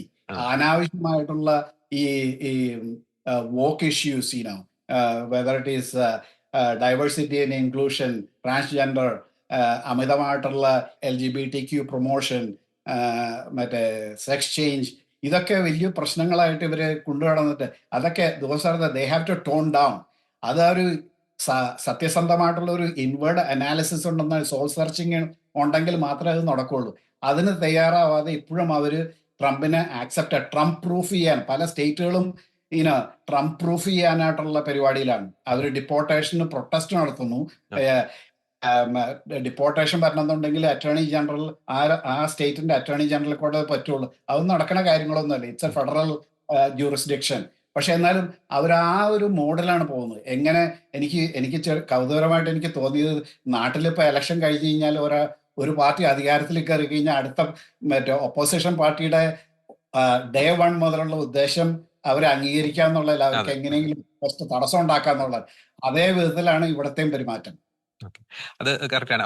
ഒപ്പം നമ്മൾ എടുത്തു പറയേണ്ട മറ്റൊരു പ്രധാനപ്പെട്ട ഒരു കാര്യം, ട്രംപിനൊപ്പം വളരെ എക്സ്ട്രീംലി ടാലന്റഡ് ആയിട്ടുള്ള, ഒരുപക്ഷെ നേരത്തെ അങ്ങ് പറഞ്ഞതുപോലെ ഈ പൈസ എറിഞ്ഞ ഡെമോക്രാറ്റിക് പാർട്ടി പല ഹോളിവുഡ് സെലിബ്രിറ്റീസിനെയൊക്കെ അവരുടെ കൂടെ നിർത്തുന്നുണ്ട്. പക്ഷേ ട്രംപിനൊപ്പം നിൽക്കുന്ന വളരെ എക്സ്ട്രീംലി ടാലന്റഡ് ആയിട്ടുള്ള എലോൺ മസ്കിനെ പോലുള്ള, കെന്നഡി ജൂനിയറിനെ പോലുള്ള, വിവേക് രാമസ്വാമിയെ പോലുള്ള വ്യക്തിത്വങ്ങൾ. ഒപ്പം അദ്ദേഹത്തിന്റെ ആ ഒരു new team, Trump 2.0 new team തന്നെ നൽകുന്ന സൂചന കൃത്യം അദ്ദേഹം ഇലക്ഷൻ ക്യാമ്പയിനിൽ പറഞ്ഞ നിലപാടുകൾ അത് ഇംപ്ലിമെന്റ് ചെയ്യാൻ സഹായകമാകുന്ന ടീമിനെ തന്നെയാണ് അദ്ദേഹം ചൂസ് ചെയ്തിരിക്കുന്നത്. പ്രത്യേകിച്ച് Stephen Miller, deputy chief of staff four policy, അദ്ദേഹം ഒരു ഇമിഗ്രേഷൻ ഹാർഡ്ലൈനർ ആണ്. ഒപ്പം തന്നെ ബോർഡർ സാറായിട്ട് ടോം ഹോമാനെ നിയോഗിക്കുന്നു. ഒപ്പം തന്നെ ചീഫ് ഓഫ് സ്റ്റാഫ് ആയിട്ട് Susie Wiles, national security adviser ആയിട്ട് Mike Waltz, united nation ambassador ആയിട്ട് എലൈസ്, എൻവയോൺമെന്റൽ പ്രൊട്ടക്ഷൻ ഏജൻസി ലീ, അങ്ങനെ ഒപ്പം തന്നെ മാക്രോ റൂബിയോ, സെക്രട്ടറി ഓഫ് സ്റ്റേറ്റ്. അപ്പോൾ പുതിയ ടീം തന്നെ നമുക്ക് വ്യക്തമായിട്ടുള്ള ഒരു സൂചന നൽകുന്നില്ലേ? അതായത് ഇലക്ഷൻ ക്യാമ്പയിനിൽ എന്താണോ പറഞ്ഞത് അതിൽ അണുവിട വ്യതിചലിക്കാതെ, അതിൽ വെള്ളം ചേർക്കാതെ അത് തുടർന്ന് നടപ്പാക്കാനുള്ള ഒരു മുന്നൊരുക്കങ്ങൾ ട്രംപ് നടത്തുന്നു എന്നതിന്റെ സൂചന തന്നെയല്ലേ ഈ ഒരു ന്യൂ ടീം? ഒപ്പം തന്നെ അദ്ദേഹത്തിന്റെ ചുറ്റുമുള്ള എലോൺ മസ്കിനെ പോലുള്ളവരുടെയൊക്കെ ഒരു അഡ്വൈസ് അത് എത്രത്തോളം പോസിറ്റീവായിട്ട് അദ്ദേഹത്തിന്റെ അഡ്മിനിസ്ട്രേഷനെ സഹായിക്കാനുള്ള ഒരു സാധ്യത കൂടിയുണ്ട്. എന്നെ സംബന്ധിച്ചിടത്തോളം മോസ്റ്റ് അട്രാക്റ്റീവ് തിങ് ട്രംപിന്റെ ഇത്തവണത്തെ 2024 ഇലക്ഷനിൽ ട്രംപിന്റെ ചുറ്റും നിൽക്കുന്ന ആളുകളാണ്. ഇലോൺ മസ്കും, as you said, Robert Kennedy junior, അതുപോലെ തുളസി ഗാബർട്ട്, വിവേക് രാമസ്വാമി, ഒക്കെ extremely bright people and strong, highly loyal. ഇപ്പോൾ ഇലോൺ മസ്കിനെ എപ്പോഴും ഞാൻ 2009 ആദ്യമായിട്ട് ഇലോൺ മസ്കിനെ കാണുന്നത് ഒരു കോൺഫറൻസിന്. അന്ന് ഇലോൺ മസ്കിനെ പറ്റി ആർക്കും അറിയില്ല. ഞങ്ങൾ 2000 പേരുള്ള ഒരു കോൺഫറൻസിൽ ഞങ്ങളൊരു 13 പേരാണ് ഇലോൺ മസ്കായിട്ട് സംസാരിക്കാനായിട്ട് അന്നുണ്ടായിരുന്നത്. കാരണം അദ്ദേഹത്തെ അന്ന് ടെസ്ലൊന്നും തുടങ്ങിയിട്ടില്ല. ആ സമയത്ത് I was very impressed with him. അന്ന് മുതലേ ഞാൻ ഇലോൺ മസ്കിന്റെ ആരാധകനാണ്. ഇലോൺ മസ്കിനെ സംബന്ധിച്ചുള്ള he can do things that other people cannot do. അത്രമാത്രം. അപ്പൊ ട്രംപ് തന്നെ പലപ്പോഴും വിശേഷിപ്പിച്ചിട്ടുണ്ട്, 10 നില കെട്ടിടത്തിന്റെ സൈസുള്ള ഒരു റോക്കറ്റ് തിരിച്ചു വരുമ്പോ ഒരു ആം കൊണ്ട് തിരിക്കുക. അപ്പോ ഇലക്ട്രോണിക് ആം കൊണ്ട് അത് ആകാശത്ത് നിന്ന് വരുന്ന ഈ റോക്കറ്റിനെ പിടിക്കാന്ന് പറഞ്ഞു കഴിഞ്ഞാൽ ഇറ്റ്സ് ആൻ അൺബിലീവബിൾ ഫീ. അദ്ദേഹത്തിന്റെ സ്പീച്ചിൽ തന്നെ പറയും ലൈക്ക് എ ബേബി എന്നൊക്കെ പറഞ്ഞു വളരെ രസകരമായിട്ട് അദ്ദേഹം അവതരിപ്പിച്ചു. അപ്പോ ട്രംപിന്റെ ആ സമയത്ത് ചോദ്യം ചോദിച്ചത് ക്യാൻ ചൈന ഡു ഇറ്റ്? അപ്പോ ഇലോൺ മസ്ക് പറഞ്ഞത് they cannot do it for at least 10 years. അപ്പോ അതിലൊക്കെ he is so proud of it. അപ്പോ ട്രംപിനെ സംബന്ധിച്ചിടത്തോളം ഇലോൺ മസ്കിനെ കുറിച്ചുള്ള ആ റെസ്പെക്ട്, ആദരവ് എന്നൊക്കെ പറഞ്ഞു കഴിഞ്ഞാൽ അത് ആ ജീനിയസിനെ റെസ്പെക്ട് ചെയ്യുന്നതാണ്. അതേസമയം ബൈഡൻ എന്താ ചെയ്തേ? ബൈഡൻ കാർബൺ എമിഷന്റെയും EVയുടെയും ഒരു കോൺഫറൻസ് വൈറ്റ് ഹൗസിൽ വിളിച്ചപ്പോൾ ജനറൽ മോട്ടോഴ്സിന്റെയും മറ്റ് പല കമ്പനികളുടെ സിഇഒനെ വിളിച്ചു. ഈ ഇലോൺ മസ്ക് EV കമ്പനികൾ, EV കാറിന്റെ ഇലക്ട്രോണിക് വെഹിക്കിളിന്റെ biggest electronic vehicle maker Elon Musk. അത് മാത്രമല്ല പല സ്പേസ് എക്സ്, ബോറിംഗ് കമ്പനി, അങ്ങനെ ന്യൂറൽ നെറ്റ്വർക്ക്, ഇതിലൊക്കെ ഉണ്ടായിരുന്ന ഇത്രയും എക്സ്പെർട്ടുള്ള ഒരാളെ വൈറ്റ് ഹൗസിലേക്ക് വിളിച്ചില്ല. അത് വളരെ വ്യക്തമാണ്. ഈ ബൈഡന്റെയും പ്രോഗ്രസീവ് പോളിസിയും ട്വിറ്റർ വാങ്ങിച്ച അന്ന് മുതൽ ഇലോൺ മസ്ക് അവരുടെ ഒരു എതിരാളിയായി മാറി. അതുകൊണ്ട് തന്നെ കാർബൺ എമിഷന്റെ കോൺഫറൻസിന് ഇലോൺ മസ്കിനെ വിളിച്ചില്ല. അതേസമയം ട്രംപിന്റെ അപ്രോച്ച് അതല്ല. Trump he can cut through all this change. He knows what is needed for the country to put in the right track. അപ്പോൾ അതിനൊക്കെ putting the pieces of the puzzle. അപ്പോൾ Elon Musk is his talent, his company, his insight, അതൊക്കെ വളരെ important ആണ്. അപ്പോൾ ആ ഒരു ട്രംപിന്റെ അഭിപ്രായത്തിൽ he is the national treasure that needs to be protected. ശരിയാണ്. കാരണം ഇത്രയും വലിയൊരു ജീനിയസ്, ഗ്ലോബൽ ജീനിയസ് ഇപ്പോൾ യുക്രൈൻ വാറിൽ ആദ്യത്തെ റഷ്യൻ അറ്റാക്ക് ബോംബിങ് കഴിഞ്ഞപ്പോൾ എല്ലാ ഇലക്ട്രോണിക് കമ്മ്യൂണിക്കേഷനും നഷ്ടപ്പെട്ടു. ഇലോൺ മസ്കിന്റെ സ്റ്റാർലിങ്കിലാണ് അവർ കമ്മ്യൂണിക്കേറ്റ് ചെയ്തിരുന്നത്. അതുപോലെ തന്നെ ഇന്തോനേഷ്യയിൽ പല സ്ഥലത്തും ഹറിക്കെയിനും അതും ഇതൊക്കെ ഉണ്ടാവുമോ എപ്പോഴും ഇലോൺ മസ്കിന്റെ സ്റ്റാർലിങ്ക് ആണ് അതിന്റെ രക്ഷ. അപ്പോൾ അങ്ങനെയുള്ള ഒരു അത്രയും ഇന്നോവേഷനുള്ള ഇന്നോവേറ്റീവ് കേപ്പബിലിറ്റി ഉള്ള ഒരാള്, ബ്രൈറ്റ് ആയിട്ടുള്ള ഒരാള്, ജീനിയസ് ആയിട്ടുള്ള ഒരാളെ സംരക്ഷിക്കേണ്ടത് രാജ്യത്തിന്റെ തന്നെ ഒരു കടമയാണെന്നുള്ളതാണ് ട്രംപിന്റെ ഇത്. അതുപോലെ തന്നെ Vivek Ramaswamy is very very smart, very focused, very efficient. അപ്പോൾ അങ്ങനെയുള്ള ആൾക്കാരുടെ മാർക്കോ റൂബിയോ എല്ലാവരും നല്ല ആൾക്കാരാണ്. അപ്പോൾ 2006 വളരെ എക്സ്പെർട്ടീസ് ഉള്ള, എക്സ്പീരിയൻസ് ഉള്ള ആളുകളാണ് ഈ 2024 ട്രംപിന്റെ കൂടെ ഇപ്പം നിൽക്കുന്നത്. അതുകൊണ്ട് തന്നെ എനിക്ക് വളരെ കോൺഫിഡൻ്റ് ആണ് ട്രംപിനെ സംബന്ധിച്ചിടത്തോളം അജണ്ടയിൽ, എക്കണോമിക് അജണ്ടയിൽ പറയുന്ന കാര്യങ്ങൾ, അതേപോലെ തന്നെ ലോക സമാധാനത്തിന് വേണ്ട പീസസ് ഓഫ് ദ പസിൽ, അതിനെല്ലാം പറ്റിയ ആളുകളാണ്. വളരെ കേപ്പബിൾ ആയിട്ടുള്ള, വളരെ ക്വാളിഫൈഡ് ആയിട്ടുള്ള, വളരെയധികം എക്സ്പെർട്ടീസ് ഉള്ള ആളുകളാണ് ട്രംപിന്റെ ചുറ്റും നിൽക്കുന്നത്. നമുക്കറിയാവുന്നതുപോലെ ഈ ട്രംപിനെ ഇത്തവണ അധികാരത്തിലേറ്റിയ ഒരു തുറുപ്പുചീട്ട് എന്ന് പറയുന്നത് അമേരിക്കൻ എക്കണോമിയാണ്. ട്രംപ് ഇനി 2025 ജനുവരി മാസം ഈ വൈറ്റ് ഹൗസിലേക്ക് എത്തുമ്പോൾ അദ്ദേഹത്തിന്റെ കൈകളിലേക്ക് എത്തുന്നത് ഒരു തകർന്ന തരിപ്പണമായിട്ടുള്ള ഒരു അമേരിക്കൻ എക്കണോമിയാണ്. ഒരു $35 ട്രില്യൺ ഒരു ഡെഫിസിറ്റ് ഓൾറെഡി അമേരിക്കയ്ക്കുണ്ട്. ഒപ്പം അദ്ദേഹത്തിൽ പ്രതീക്ഷ വെച്ചിരിക്കുന്ന വർക്കിംഗ് ക്ലാസ് പീപ്പിളിന്റെ അവരുടെ ഒരു ഇൻകം വർദ്ധിപ്പിക്കണം, ഇൻഫ്ലേഷനുമായി ബന്ധപ്പെട്ട പ്രശ്നങ്ങൾ, താരിഫുമായി ബന്ധപ്പെട്ട പ്രശ്നങ്ങൾ, ഒപ്പം തന്നെ ഗ്ലോബൽ ട്രേഡ്, ചൈന ഉയർത്തുന്ന വെല്ലുവിളികൾ. അപ്പോൾ ഇതിന്റെ എല്ലാം മധ്യത്തില് ഒരു അത്ഭുതം സൃഷ്ടിക്കാൻ ട്രംപിന് സാധിക്കും. നമുക്കറിയാം ട്രംപ് ഒരു ബിസിനസ്മാൻ കൂടിയാണ്. പക്ഷേ എങ്ങനെയായിരിക്കാം ട്രംപിന്റെ ഈ എക്കണോമി അല്ലെങ്കിൽ സാമ്പത്തിക മേഖലയിലുള്ള ഒരു സർജിക്കൽ സ്ട്രൈക്കുകൾ അല്ലെങ്കിൽ ഒരു സ്ട്രാറ്റജിക് പരമായിട്ടുള്ള ഒരു നീക്കങ്ങൾ? ട്രംപ് അഡ്മിനിസ്ട്രേഷന്റെ സാമ്പത്തിക അജണ്ട പ്രത്യേകമായിട്ടുള്ളത് കോസ്റ്റ് കുറയ്ക്കുക, ഇൻഫ്ലേഷൻ കുറയ്ക്കുക, അതുപോലെ തന്നെ പ്രൊഡക്ഷൻ കൂട്ടുക. നേരത്തെ സൂചിപ്പിച്ചതുപോലെ $35 ട്രില്യൺ ഓഫ് ഡെറ്റ്, ആ നാഷണൽ ഡെറ്റ് വളരെ ഡേഞ്ചറസ് ആണ്. പ്രത്യേകിച്ച് GDP, ഗ്രോസ് നാഷണൽ പ്രോഡക്റ്റിന്. അപ്പോൾ GDP നമ്പർ ആവറേജ് 2.5% to 3% കൊല്ലം കൂടിയാൽ ഈ 35 ട്രില്യൺ മേ ബി ഓക്കെ. ഇപ്പോഴത്തെ പ്രൊജക്ഷൻ അനുസരിച്ച് 2034 ആവുമ്പോഴേക്കും GDPയുടെ 122% ഡെറ്റ് ഉണ്ടാവുമെന്നാണ് പറയുന്നത്. എന്ന് പറഞ്ഞു കഴിഞ്ഞാൽ ഏതാണ്ട് 1.5 ട്രില്യണിലധികം ഇൻട്രസ്റ്റ് പേയ്മെന്റ് തന്നെ ഒരു കൊല്ലം വരും. അപ്പോൾ debt in itself is not that bad as long as the GDP is growing, the economy is growing at a 2.5 to 3% clip rate. Deficit കണ്ടമാനം കൂട്ടാതിരുന്നാൽ മതി.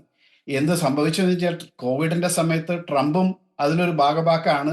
ഒരുപാട് മറ്റേ ഫണ്ട്സ് ഡിസ്ട്രിബ്യൂട്ട് ചെയ്തു. Created lot of $4.5 trillion worth of deficit. പക്ഷെ കോവിഡിന് ശേഷം Biden deficit was $6.75 trillion.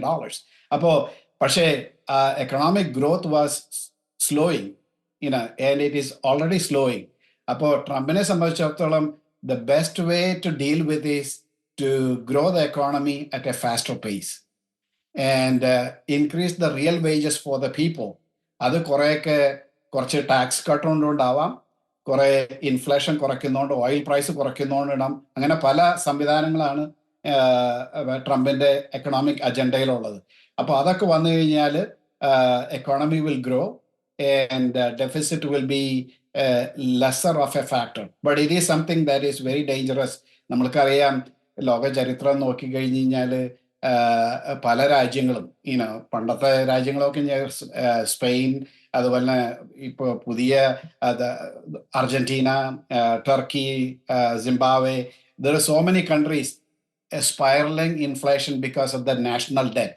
അപ്പൊ അങ്ങനെ ഒരു സാഹചര്യത്തിലേക്ക് ഫ്യൂച്ചറിൽ വരാതിരിക്കാൻ പ്രത്യേകം ശ്രദ്ധിക്കേണ്ടതാണ്. ഇപ്പൊ ഈ ചാൾസ് ഡിക്കൻസിന്റെ ഒരു നോവലില്, ഡേവിഡ് കോപ്പർഫീൽഡ് എന്ന് പറഞ്ഞിട്ട് ഒരു നോവലില് അതൊക്കെ ശരിയായിക്കോളും, നമുക്ക് കുഴപ്പമൊന്നുമില്ല, അതൊക്കെ ശരിയായിക്കോളും എന്ന് വിചാരിച്ചുകൊണ്ട് അതിലൊരു ക്യാരക്ടർ പോയി അവസാനം it came to the point of reckoning with. അതുപോലെ ഒരു സിറ്റുവേഷൻ അമേരിക്കയ്ക്ക് വരാതിരിക്കാൻ വേണ്ടിയിട്ട് ട്രംപിനെ പോലെയുള്ള ഒരു എക്കോണമി ഗ്രോ ചെയ്യാന്നുള്ള ഒരു പ്രിൻസിപ്പിളിൽ കൂടെ പോകണം.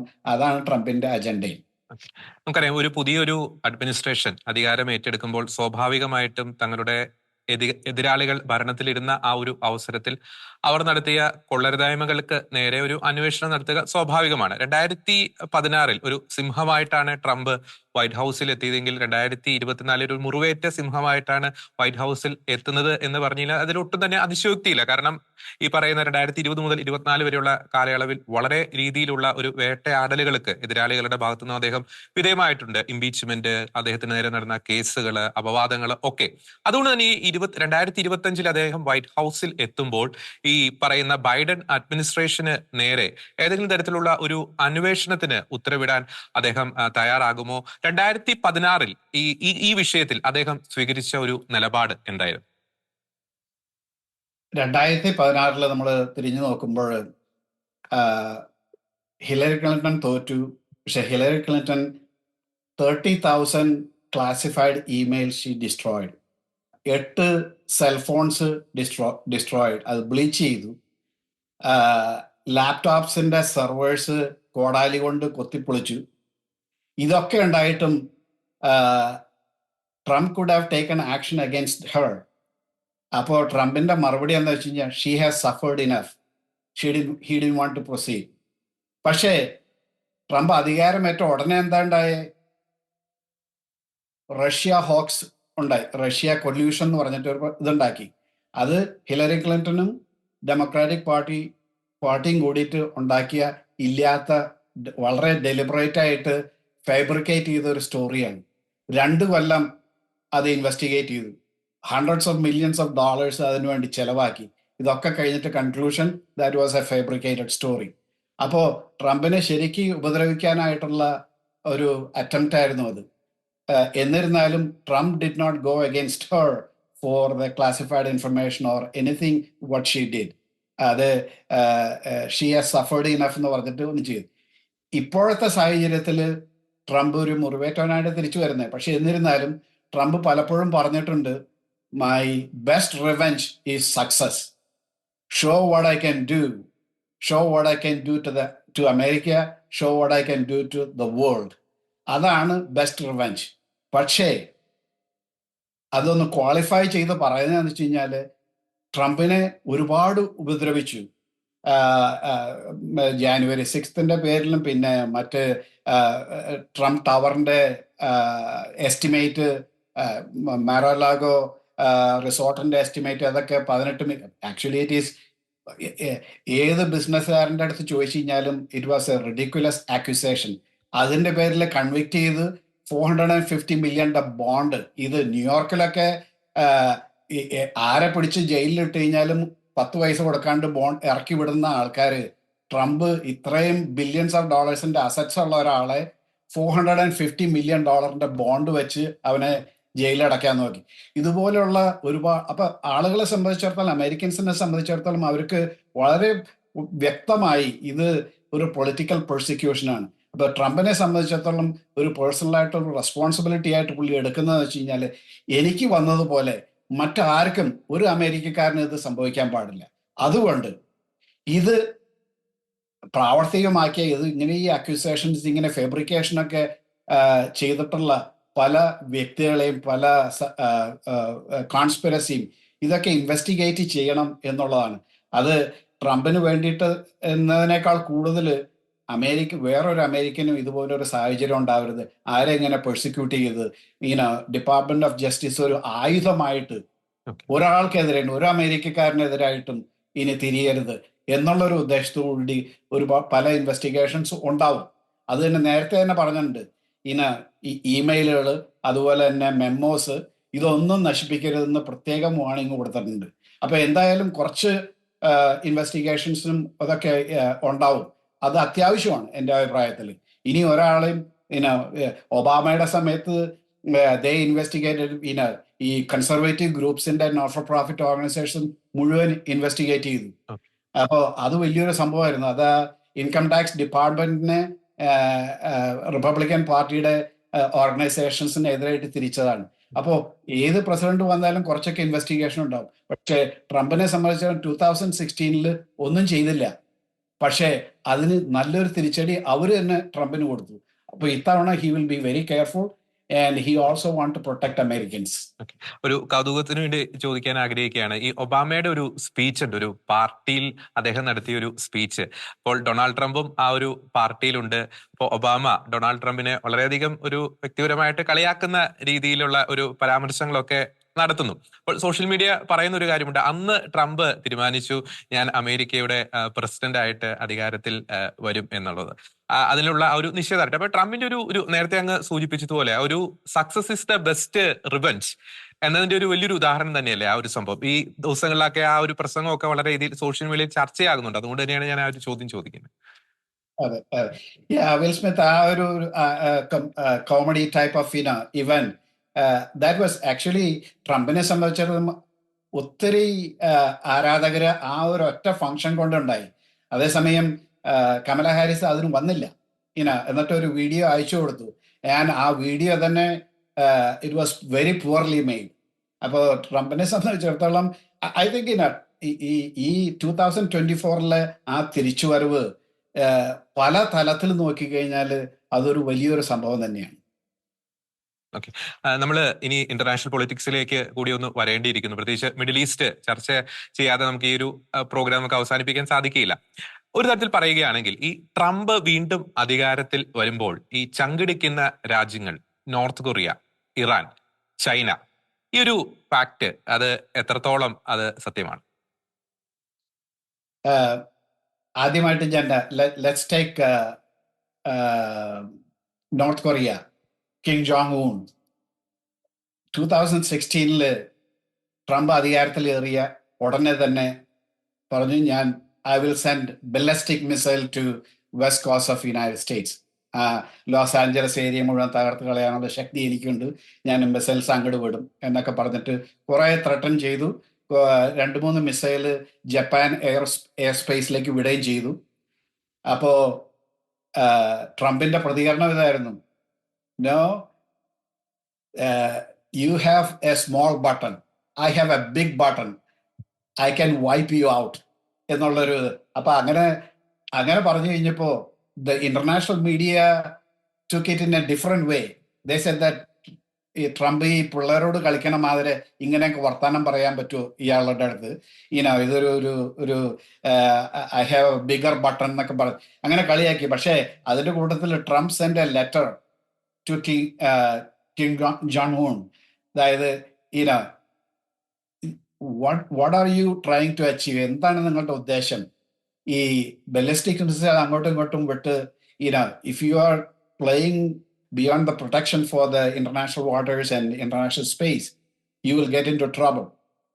We have the power to obliterate you എന്നൊക്കെ പറഞ്ഞിട്ടല്ലേ. ബട്ട് അത് കഴിഞ്ഞിട്ട് അവസാനത്തെ പാരഗ്രാഫ് എഴുതി, but I am ready to sit down with you and talk in a neutral country. അതായത് നിഷ്പക്ഷമായിട്ടുള്ള ഒരു രാജ്യത്ത് നമുക്ക് രണ്ടുപേർക്ക് ഇരുന്ന് സംസാരിക്കാം. You can tell me what you are trying to achieve, I can tell you what I can do. അങ്ങനെ ഒരു ലെറ്റർ എഴുതി. പുള്ളിയുടെ പെട്ടെന്നുള്ള റെസ്പോൺസ്, ഐ എം റെഡി. അങ്ങനെയാണ് സിംഗപ്പൂരിൽ വലിയൊരു conference. The whole world was watching right from the moment North Korean leader coming out of the plane. വലിയൊരു സംഭവമായിരുന്നു. അതിനുശേഷം എന്തുണ്ടായി, they went to South Korea and the North Korean leader came from there, and South Korea എന്ന് Trump പോയി. they were in the neutral zone and all. അപ്പോൾ പിന്നീട് അറിയാൻ കഴിഞ്ഞത് all Kim Jong-un wanted was that, a praise, a recognition, and that's all. So അവര് Singapore കണ്ടു കഴിഞ്ഞപ്പോ Trump പറഞ്ഞു, I had A very good conversation, everything is fine, he understand our position, I understand his position എന്നൊക്കെ പറഞ്ഞ് നല്ലൊരു, and he never ridiculed. That's one thing he didn't want. He never wanted to be ridiculed on the international stage. അപ്പൊ Trump never ridiculed him after that. He's a good guy, I negotiated with him, there is no ballistic missile going here and there. അപ്പൊ 4 കൊല്ലത്തേക്ക് പുള്ളി അടങ്ങി ഒതുങ്ങിയിരുന്നു. അത് ട്രംപിന്റെ ഒരു, that is the way he deals with, that's his approach. You can disagree with it, പക്ഷെ എന്നിരുന്നാലും അത് അങ്ങനെയാണ് ട്രംപ് ഡീൽ ചെയ്യുന്നത്. But he get things done. അതിന് വലിയ റെസ്പെക്ട് ഒന്നുണ്ട്. അത് നോർത്ത് കൊറിയ. ഇനി ഇറാൻ. ട്രംപ് 2016 അധികാരത്തിൽ വന്നു.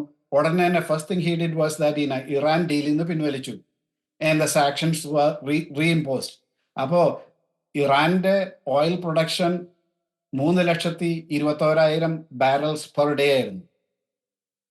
അത് ബൈഡൻ വന്നു കഴിഞ്ഞപ്പോൾ ഹി റീഇൻസ്റ്റേറ്റഡ്. അപ്പോ ട്രംപിനെ സംബന്ധിച്ചിടത്തോളം ട്രംപിന് അറിയാം, ഈ ഹെസ്ബോളയും ഹമാസും ഹൂത്തീസും ഇവരൊക്കെ Iranian, they are the puppets of Iran.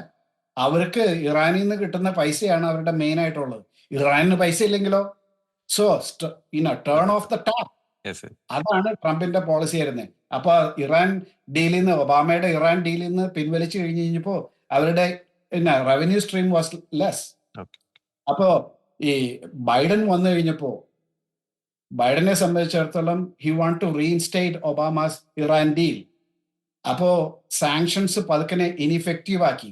So they started producing more. അങ്ങനെ 3,21,000 ബാരൽസ് പെർ ഡേ നിന്ന് 3.5 million barrels a day. That means tens of billions of dollars per month. ആ കാശ് കൊണ്ടാണ് ഈയിടെ പ്രോക്സീസ്, ഹെസ്ബോള, ഹമാസ്, ഹുത്തീസിനൊക്കെ weaponize ചെയ്തത്. So they are all proxies fighting for Iran. അപ്പോൾ ഈ ഫണ്ടിങ് നിർത്തി കഴിഞ്ഞാൽ that is a source, cut the head of the snake. ആ ഒരു അപ്രോച്ചാണ് ട്രംപിനുള്ളത്. അപ്പോൾ ട്രംപ് വന്നു കഴിഞ്ഞാൽ ഉടനെ സാങ്ഷൻസും other things will start. And ഹൂത്തീസിനെയൊക്കെ, ഹൂത്തീസിനെ സംബന്ധിച്ചിടത്തോളം ഒരു കൊല്ലത്തിലധികമായിട്ട് they were firing on their ships.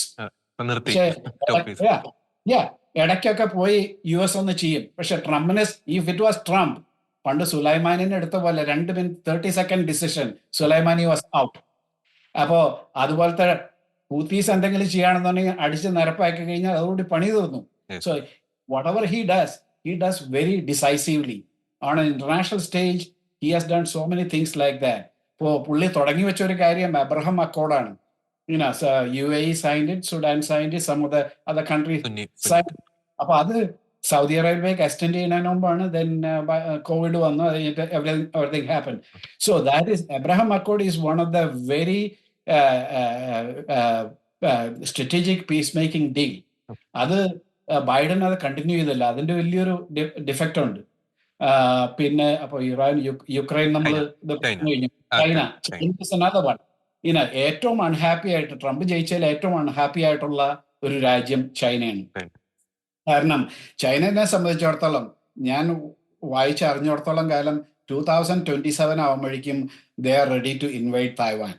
അങ്ങനെ ഒരു സ്ട്രാറ്റജിക് പ്ലാനിലാണ് അവരുടെ CPPയുടെ എന്താണ്, അവരുടെ ഒരു 5 കൊല്ലം കൂടുമ്പോൾ 12 കൊല്ലം കൂടുമ്പോൾ ആ സമ്മേളനത്തിലുള്ള ഒരു അങ്ങനത്തെ ഒരു കരട് രേഖയിൽ ഏതാണ്ട് 2027 കൂടിയിട്ട് തായ്വാനെ എടുക്കാൻ, ഇൻവൈഡ് ചെയ്യാനുള്ള അങ്ങനത്തെ ഒരു അറ്റംപ്റ്റ്. ഇനിയിപ്പോൾ ട്രംപ് വന്നു കഴിഞ്ഞാൽ അത് നടക്കുമെന്ന് തോന്നുന്നില്ല. അത് മാത്രമല്ല, ചൈനയുടെ ദേ are in an economic decline. അവരുടെ റിയൽ എസ്റ്റേറ്റ് 70% ഓഫ് ദ ആൾക്കാരുടെ മറ്റേ അവരുടെ വെൽത്ത് എന്ന് പറയുന്നത് റിയൽ എസ്റ്റേറ്റായിട്ട് ബന്ധപ്പെട്ടതാണ്. Real estate sector is way down. So manufacturing is stagnant or down. കാരണം പല കോർപ്പറേറ്റ്സും ഇപ്പോൾ ആപ്പിൾ ഇന്ത്യയിലേക്ക് വന്ന പോലെ ടെക്സ്റ്റൈൽ മാനുഫാക്ചറിങ്, അങ്ങനത്തെ കുറേ മാനുഫാക്ചറിങ് ഒക്കെ വിയറ്റ്നാമിലേക്കും മലേഷ്യയിലേക്കൊക്കെ നീങ്ങിക്കൊണ്ടിരിക്കുന്നു. So they are in an economic decline. അപ്പൊ അങ്ങനെ നോക്കുകയുമ്പോൾ ചൈനയെ സംബന്ധിച്ചിടത്തോളം ഇനിയൊരു ട്രംപിന്റെ ഹാർഡ് ലൈൻ ടാരിഫ്സ് കൊണ്ട് ഉണ്ടാവുന്ന എക്കണോമിക് ഇമ്പാക്റ്റ് അവർക്ക് താങ്ങാൻ പറ്റുമെന്ന് അറിയില്ല. ഓൾറെഡി പണ്ടൊക്കെ $3 trillion പ്ലസ് അവർക്ക് US ഡോളർ ഉണ്ടായിരുന്നു. ഇപ്പോൾ ലെസ് ദാൻ $1 trillion ഉള്ളൂ എന്നാണ് ഞാൻ നാളെ വായിച്ചത്. ഓക്കെ. അപ്പോൾ they are in an economic decline. So ഇത് ട്രംപിന്റെ ഒരു presidency is going to negatively affect them. Okay. നമുക്കിനി ഇന്ത്യ അമേരിക്ക ആ ഒരു റിലേഷൻഷിപ്പ് അതുകൂടി ഒന്ന് ചർച്ച ചെയ്യേണ്ടിയിരിക്കുന്നു. പരമ്പരാഗതമായിട്ട് ഇന്ത്യയിൽ നിന്നുള്ളവർ ഈ ഡെമോക്രാറ്റിക് പാർട്ടിയുടെ ഒരു അനുഭാവം പുലർത്തുന്ന ഒരു സമീപനമാണ് സ്വീകരിച്ചു വരുന്നത്. പക്ഷേ ഈ 2024 ഒരു ഇലക്ഷൻ നമ്മളത് സൂക്ഷ്മമായിട്ട് വീക്ഷിച്ചു കഴിയുമ്പോൾ, പഠിച്ചു കഴിയുമ്പോൾ ഇന്ത്യൻ വോട്ടേഴ്സിന്റെ വലിയ രീതിയിലുള്ള ഒഴുക്ക് ട്രംപിന്റെ ക്യാമ്പിലേക്ക് സംഭവിച്ചിട്ടുണ്ട്. ഒന്നാമത്തെ ചോദ്യം, അത് എന്തുകൊണ്ട് അങ്ങനെ സംഭവിക്കുന്നു? ഇനി ട്രംപ് 2.0 അത് ഇന്ത്യക്ക് എത്രത്തോളം ഒരു ഗുണകരമായിട്ടുള്ള ഒരു സാഹചര്യം സൃഷ്ടിക്കും? നമുക്കറിയാം, ട്രംപ് പിക്കപ്പ് ചെയ്ത ഈ നാഷണൽ സെക്യൂരിറ്റി അഡ്വൈസർ മൈക്ക് വാൽസിനെ പോലുള്ളവർ ഇന്ത്യ അനുകൂല, ഒപ്പം തന്നെ ചൈന വിരുദ്ധ നിലപാട് സ്വീകരിക്കുന്ന വ്യക്തിത്വങ്ങളാണ്. അപ്പോൾ ഇന്ത്യക്ക് ഈ ട്രംപ് 2.0 എത്രത്തോളം ഒരു അനുകൂലമായിട്ടുള്ള ഘടകങ്ങൾ സൃഷ്ടിക്കും, ഒപ്പം തന്നെ അതിന്റെ ഒരു നെഗറ്റീവ് ഇമ്പാക്ട്സ് എന്തൊക്കെയായിരിക്കും? പ്രത്യേകിച്ച് ട്രേഡ് താരിഫ് ഒക്കെ ആയിട്ട് ബന്ധപ്പെട്ട് ചെറിയ രീതിയിലുള്ള ആശങ്കകൾ ഇന്ത്യയിൽ നിലനിൽക്കുന്നുണ്ട്. Let me address the first thing in Indian Americans in this 2024 voting. സാധാരണഗതിയിൽ 22 to 26% ആണ് സാധാരണഗതിയിൽ ഏഷ്യൻസ് പൊതുവെ ഇന്ത്യക്കാർ പ്രത്യേകിച്ച് റിപ്പബ്ലിക്കൻ പാർട്ടിക്ക് വോട്ട് ചെയ്യുക. അപ്പോൾ മെജോറിറ്റി 70%-ലധികം എപ്പോഴും ഡെമോക്രാറ്റിക് പാർട്ടിക്കാണ് പോവാറുള്ളത്. ഇത്തവണ വളരെ വ്യത്യസ്തമായിട്ട് പ്രത്യേകിച്ച് younger Indian Americans and also men of Indian Americans. Men of Indian Americans, ഏതാണ്ട് 49% of the Indian Americans born in the United States voted for Trump എന്നാണ് ഒരു സർവേ വെളിപ്പെടുത്തുന്നത്. അതുപോലെ തന്നെ 40% of men voted for Trump. അതേസമയം വനിതകളെ സംബന്ധിച്ചിടത്തോളം അത് ഇപ്പോഴും 23% 26% മറ്റോ ആണ്. അപ്പൊ അങ്ങനെ നോക്കുമ്പോൾ ഇന്ത്യൻ അമേരിക്കൻ കമ്മ്യൂണിറ്റീനെ സംബന്ധിച്ചിടത്തോളം വളരെയധികം വ്യത്യാസം, ഇൻ ഷിഫ്റ്റിംഗ് ഓഫ് ഡെമോഗ്രാഫിക്സ്. ഇപ്പൊ നാള് എഡിസൺ ന്യൂജേഴ്സി ഒരു ലിറ്റിൽ ഇന്ത്യ എന്ന് പറയുന്ന ഒരു സ്ഥലമുണ്ട്. അവിടുത്തെ കടക്കാരെയൊക്കെ അവർ ഇന്റർവ്യൂ ചെയ്തിരുന്നു. Surprisingly I was surprise, in a majority of the people said that we are voting for Trump. കാരണം എന്താ? അവരുടെ ഷോപ്സിന്റെ സെക്യൂരിറ്റി, അവരുടെ ഇൻകം ബൈഡന്റെ സമയത്ത് വളരെയധികം കുറഞ്ഞു. ഇതൊക്കെ അവരെ സംബന്ധിച്ചിടത്തോളം those are the important things. So practical സൈഡിൽ നോക്കുമ്പോൾ പല ഇന്ത്യൻ അമേരിക്കനെ സംബന്ധിച്ചിടത്തോളം ട്രംപിന്റെ കാലഘട്ടം വളരെ നന്നായിരുന്നു, ബൈഡന്റെ കാലഘട്ടം മോശമായിരുന്നു. അപ്പൊ അവരെ സംബന്ധിച്ചിടത്തോളം ആ ഒരു ഷിഫ്റ്റ്. പിന്നെ യങ്സ്റ്റേഴ്സിനെ സംബന്ധിച്ചിടത്തോളം വളരെ പ്രധാനമായിട്ടുള്ള ഒരു കാര്യം വെച്ച് കഴിഞ്ഞാൽ അവർക്ക് ന്യൂസ് കിട്ടുന്നത് ഈ CNN-ഉം NBC-യും MSNBC ഒന്നും അല്ല. അവരുടെ ന്യൂസ് സോഴ്സ് വേറെ പല വിധത്തിലുള്ള നോട്ട്സോട്. അവർക്ക് അത് കമ്പയർ ചെയ്യാം. യൂട്യൂബായിട്ടും എക്സായിട്ടും they get news from different sources. അപ്പൊ അതുകൊണ്ട് തന്നെ younger generation is shifting towards Republican party. അതേസമയം first generation Indians, especially those who are Malayalees included, older generation, they are all, majority of them are still with the Democratic Party.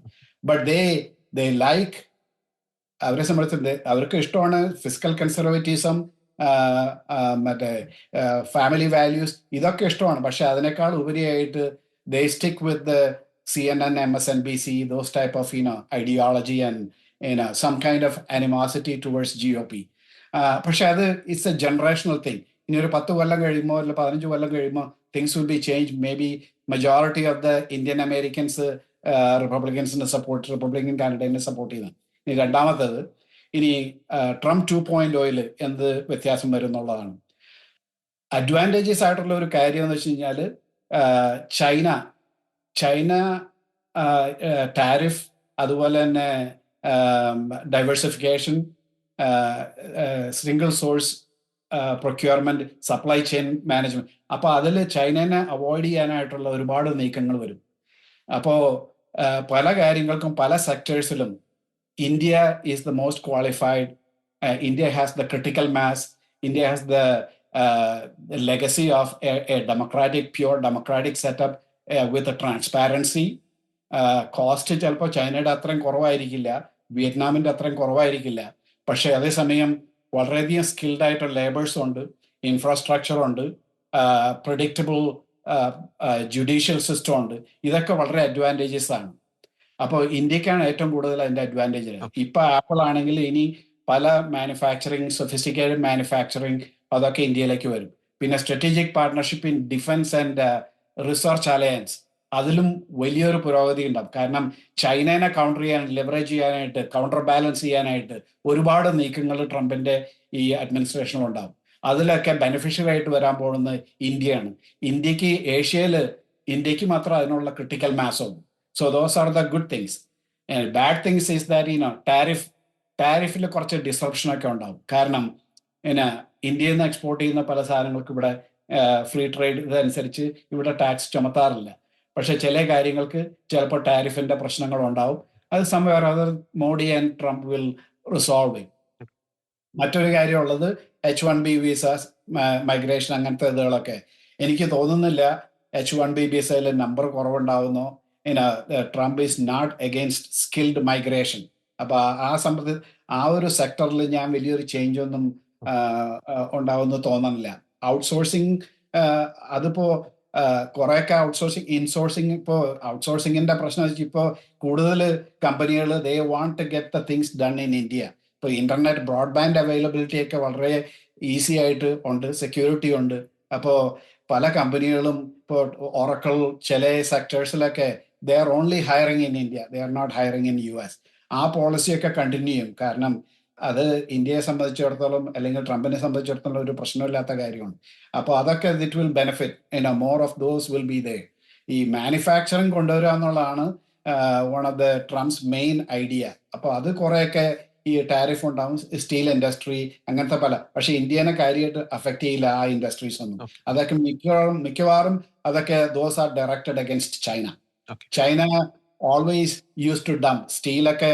ഇവിടെ tariff ഏർപ്പെടുത്തി കഴിഞ്ഞപ്പോൾ they bring the steel to Mexico or Brazil and re export from they, or bring it to Canada and re export they. അങ്ങനെ പല ട്രിക്കുകൾ പലപ്പോഴും China ചെയ്യാറുണ്ട്. അപ്പോൾ ചൈനയ്ക്കാണ് കൂടുതൽ അതിന്റെ ഡിസഡ്വാൻറ്റേജ്, ഇന്ത്യക്കല്ല.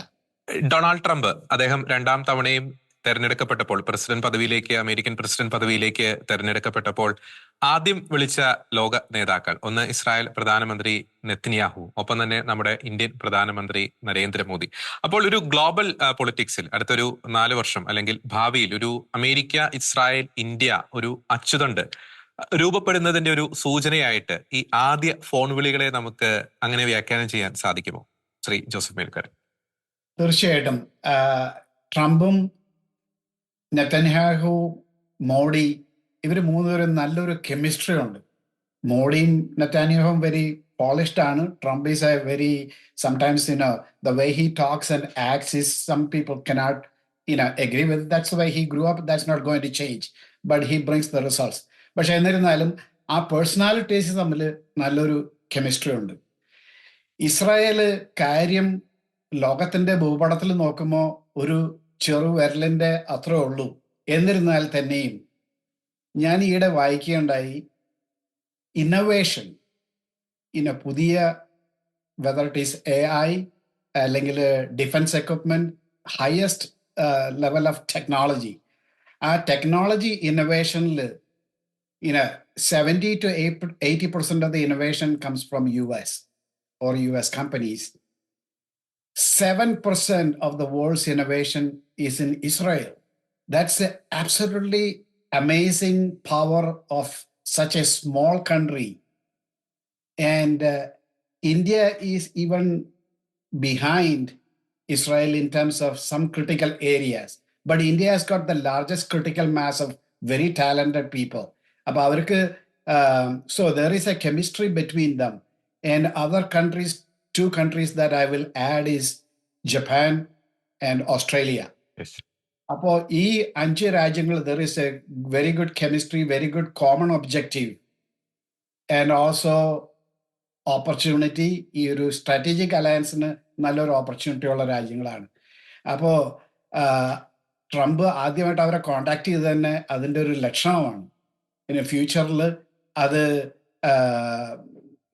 ഇന്റർനാഷണൽ പീസിനും അതുപോലെ തന്നെ സ്ട്രാറ്റജിക് കൊളാബറേഷനും ഉപകാരപ്പെടുന്ന രീതിയിൽ വളർത്തിയെടുക്കാനാണ്. കാരണം ട്രംപിനെ സംബന്ധിച്ചിടത്തോളം China is a big threat. You have to leverage that. To leverage ചെയ്യണം എന്നുണ്ടെങ്കിൽ അതിന് നല്ലൊരു അലയൻസ് വേണം, ലീഡേഴ്സ് തമ്മിൽ നല്ലൊരു മനപ്പൊരുത്തം വേണം. അപ്പൊ അങ്ങനെ നോക്കുമ്പോൾ America, Israel, India, Australia, Japan, ഇതാണ് ഞാൻ കാണുന്നത് ഒരു നല്ലൊരു സ്ട്രാറ്റജിക് അലയൻസ്. യൂറോപ്പ് കാര്യമൊക്കെ ശരി തന്നെയാ, പക്ഷെ യൂറോപ്പിന്റെ ആ ഒരു ഇലീറ്റ് മെന്റാലിറ്റിയും അവരുടെ എസ്റ്റാബ്ലിഷ്മെന്റ് സ്റ്റൈലിനോടുള്ള ആ വലിയൊരു അഭികാമ്യവും അതൊക്കെ വെച്ച് നോക്കുമ്പോൾ ഒരു മൊത്തത്തിൽ ഒരു കൺസെൻസസ് ഉണ്ടാക്കാൻ വളരെ ബുദ്ധിമുട്ടാണ്. ഇന്ത്യയെ സംബന്ധിച്ചിടത്തോളം Modi, he can take a decision very quick. He is very effective. ഇസ്രായേലിനെ സംബന്ധിച്ചാൽ Netanyahu is a very able effective administrator. ട്രംപും അതുപോലെയാണ്. അപ്പോൾ പല കാര്യത്തിലും there is lot of similarities. അപ്പോൾ അവർ തമ്മിൽ there will be very good working relationship and it will be very productive and it will be very successful for the global peace. നമ്മൾ കഴിഞ്ഞ ഒരു 10 വർഷത്തെ ഒരു ഗ്ലോബൽ പൊളിറ്റിക്സ് എടുത്ത് പരിശോധിച്ച് നോക്കുമ്പോൾ നമുക്കറിയാം, ഈ പറയുന്നത് പോലെ ഒരു മുല്ലപ്പൂ വിപ്ലവം, ഇസ്ലാമിക രാജ്യങ്ങളിൽ നടന്ന മുല്ലപ്പൂ വിപ്ലവം, അതിനെ തുടർന്ന് ഈ middle east, Iraq, Iran, Syria മേഖലകളിൽ IS-ന്റെ ഒരു ആവിർഭാവം, അതിന്റെ ഫലമായിട്ട് അത്തരം രാജ്യങ്ങളിൽ നിന്നുള്ള അഭയാർത്ഥി പ്രവാഹം, അത് യൂറോപ്പിൽ സൃഷ്ടിച്ച പ്രതിസന്ധി, അതിനെ തുടർന്ന് യൂറോപ്പിൽ വളർന്നു വന്ന ഒരു റൈറ്റ് ലീനിങ് മെന്റാലിറ്റിയുള്ള പൊളിറ്റിക്കൽ പാർട്ടീസ്, ഇപ്പൊ ഇറ്റലിയിലായിക്കോട്ടെ, ഹംഗറിയിലായിക്കോട്ടെ, ഫ്രാൻസിലായിക്കോട്ടെ, അങ്ങനെ പല രാജ്യങ്ങളിലും ഒരു റൈറ്റ് ലീനിങ് മെന്റാലിറ്റിയുള്ള പൊളിറ്റിക്കൽ പാർട്ടീസ് വളരെയധികം വളർന്നു വരുന്നു. പല രാജ്യങ്ങളിലും അവർ അധികാര കേന്ദ്രത്തിലേക്ക് എത്തുന്നു. അപ്പോൾ ഈ അമേരിക്കയെ സംബന്ധിച്ചിടത്തോളം ദേശീയവാദത്തിൽ അടിയുറച്ച് പ്രവർത്തിക്കുന്ന ട്രംപ് അധികാരത്തിൽ വന്നു. അപ്പോൾ അതിന്റെ ഒരു ഇമ്പാക്ട് ഈ യൂറോപ്യൻ രാജ്യങ്ങളിലേക്കും ആ ഒരു ഇമ്പാക്ട് കടന്നു വരാനുള്ള ഒരു സാധ്യത കൂടിയില്ലേ? അതായത് ഈ യൂറോപ്യൻ രാജ്യങ്ങളിൽ ഈ റൈറ്റ് ലീനിങ് പാർട്ടീസ് അധികാരത്തിലേക്ക് വരുന്ന ആ ഒരു പ്രോസസ്സ് കുറെ കൂടി ഒരു ആക്സലറേറ്റ് ചെയ്യപ്പെടാനുള്ള ഒരു ചാൻസ് ഈ ട്രംപിന്റെ ഒരു രണ്ടാം വരവ് കാരണമാകില്ലേ? ട്രംപ് വരുന്നതിന് മുമ്പ് തന്നെ ഹംഗറി, ഇപ്പോൾ നെതർലൻഡ്സ്, ഇറ്റലി 2-3 കൊല്ലം മുമ്പ് ഓൾറെഡി ഒരു കൺസർവേറ്റീവ് മോഡിലേക്ക് ആയിക്കഴിഞ്ഞു. Trump has got a global impact. ട്രംപിന്റെ ഈ ഇലക്ഷനും ഈ വിജയവും ലോകത്താകമാനം ഇത്രയും അമേരിക്കൻ ഇലക്ഷൻ ഇത്ര സൂക്ഷ്മതയോട് കൂടിയിട്ട് നിരീക്ഷിച്ച ഒരു സമയം ഉണ്ടായിരുന്നിട്ടില്ല. അപ്പോൾ ട്രംപിന്റെ വിജയവും ട്രംപിന്റെ കൺസർവേറ്റീവ് സപ്പോർട്ടും അത് യൂറോപ്പിൽ പല രാജ്യങ്ങളിലും അണ്ടർപിന്നിങ്സ് അത് ഓൾറെഡി അതിൻ്റെ നീക്കം തുടങ്ങിയിരുന്നു. ഫ്രാൻസിൽ തന്നെ ലീപൻ അവരുടെ conservative movement, right wing movement വളരെ ശക്തമായിട്ട് വന്നതാണ്. അവർ ഒരുപക്ഷെ കഴിഞ്ഞ ഇലക്ഷനിൽ ജയിക്കുമെന്ന് വരെ പറഞ്ഞതാണ്. പക്ഷേ അത് അവരുടെ ആ പബ്ലിസിറ്റിയുടെ ചില കാരണത്താൽ അതങ്ങനെ അങ്ങ് പോയി. അതേസമയം നെതർലൻഡ്സിൽ കൺസർവേറ്റീവ് ഗവൺമെന്റ് വന്നു. ഇപ്പൊ അവര് ഇല്ലീഗൽ മൈഗ്രൻസിനെ ഡിപ്പോർട്ട് ചെയ്യാണ്, അതാത് രാജ്യങ്ങളിലേക്ക് തിരിച്ചയച്ചുകൊണ്ടിരിക്കുകയാണ്. അപ്പൊ അങ്ങനെ ഒരു ഇത് നടക്കുന്നുണ്ട്. ജർമ്മനി, അവിടെയും റൈറ്റ് വിങ് കൺസർവേറ്റീവ്സ് മൂവ്മെന്റ് വളരെ ശക്തമായിക്കൊണ്ടിരിക്കുകയാണ്. അടുത്ത ഇലക്ഷനിൽ ഇപ്പോൾ അവർ 2ാമത്തെ ലാർജസ്റ്റ് പാർട്ടിയാണ്. അടുത്ത ഇലക്ഷനിൽ ഒരു പക്ഷേ അവർ അധികാരം കയ്യേറുന്ന അറിയാം. അതുകൊണ്ട് തന്നെ ജർമ്മനിയും ഇപ്പോൾ ഇല്ലീഗൽസിനെ ഡിപ്പോർട്ട് ചെയ്യുന്നു. അതുപോലെ തന്നെ പ്രശ്നങ്ങൾ ഉണ്ടാക്കുന്ന ഈ മുമ്പൊക്കെ ഈ നോർത്ത് ആഫ്രിക്കൻ കൺട്രീസിൽ നിന്നും മിഡിൽ ഈസ്റ്റിൽ നിന്നും യൂറോപ്പിലേക്ക് മൈഗ്രേറ്റ് ചെയ്യുന്ന ആളുകൾക്ക് ഒരു പ്രത്യേക സ്വഭാവം ഉണ്ടായിരുന്നു. അവർ ലോ അബൈഡിങ് ആയിരുന്നു. അവർ ലോ എൻഫോഴ്സ്മെന്റുമായിട്ട് വലിയ ക്ലാഷസിനൊന്നും പോവാറുണ്ടായിരുന്നില്ല. പക്ഷെ അതേസമയം ഈ കഴിഞ്ഞ 10 കൊല്ലത്തെ മൈഗ്രൻസിന്റെ ബിഹേവിയർ നോക്കുകയാണെന്നുണ്ടെങ്കിൽ അവർ പല സ്ഥലത്തും, അത് നെതർലാൻഡ്, ആംസ്റ്റർഡാമിലായിക്കോട്ടെ, ലണ്ടനിലായിക്കോട്ടെ, കൊളോൺ ജർമ്മനി ഓർ ലണ്ടൻ, എല്ലായിടത്തും they are anti police. So ഒരുപാട് ക്ലാഷസ് റിപ്പോർട്ട് ചെയ്യുന്നുണ്ട്. അതുപോലെ തന്നെ ഒരുപാട് burglaries, armed fights, atrocities against police, അങ്ങനെ ഒരുപാട് സംഭവങ്ങൾ ഇതുപോലെ റിപ്പോർട്ട് ചെയ്തു.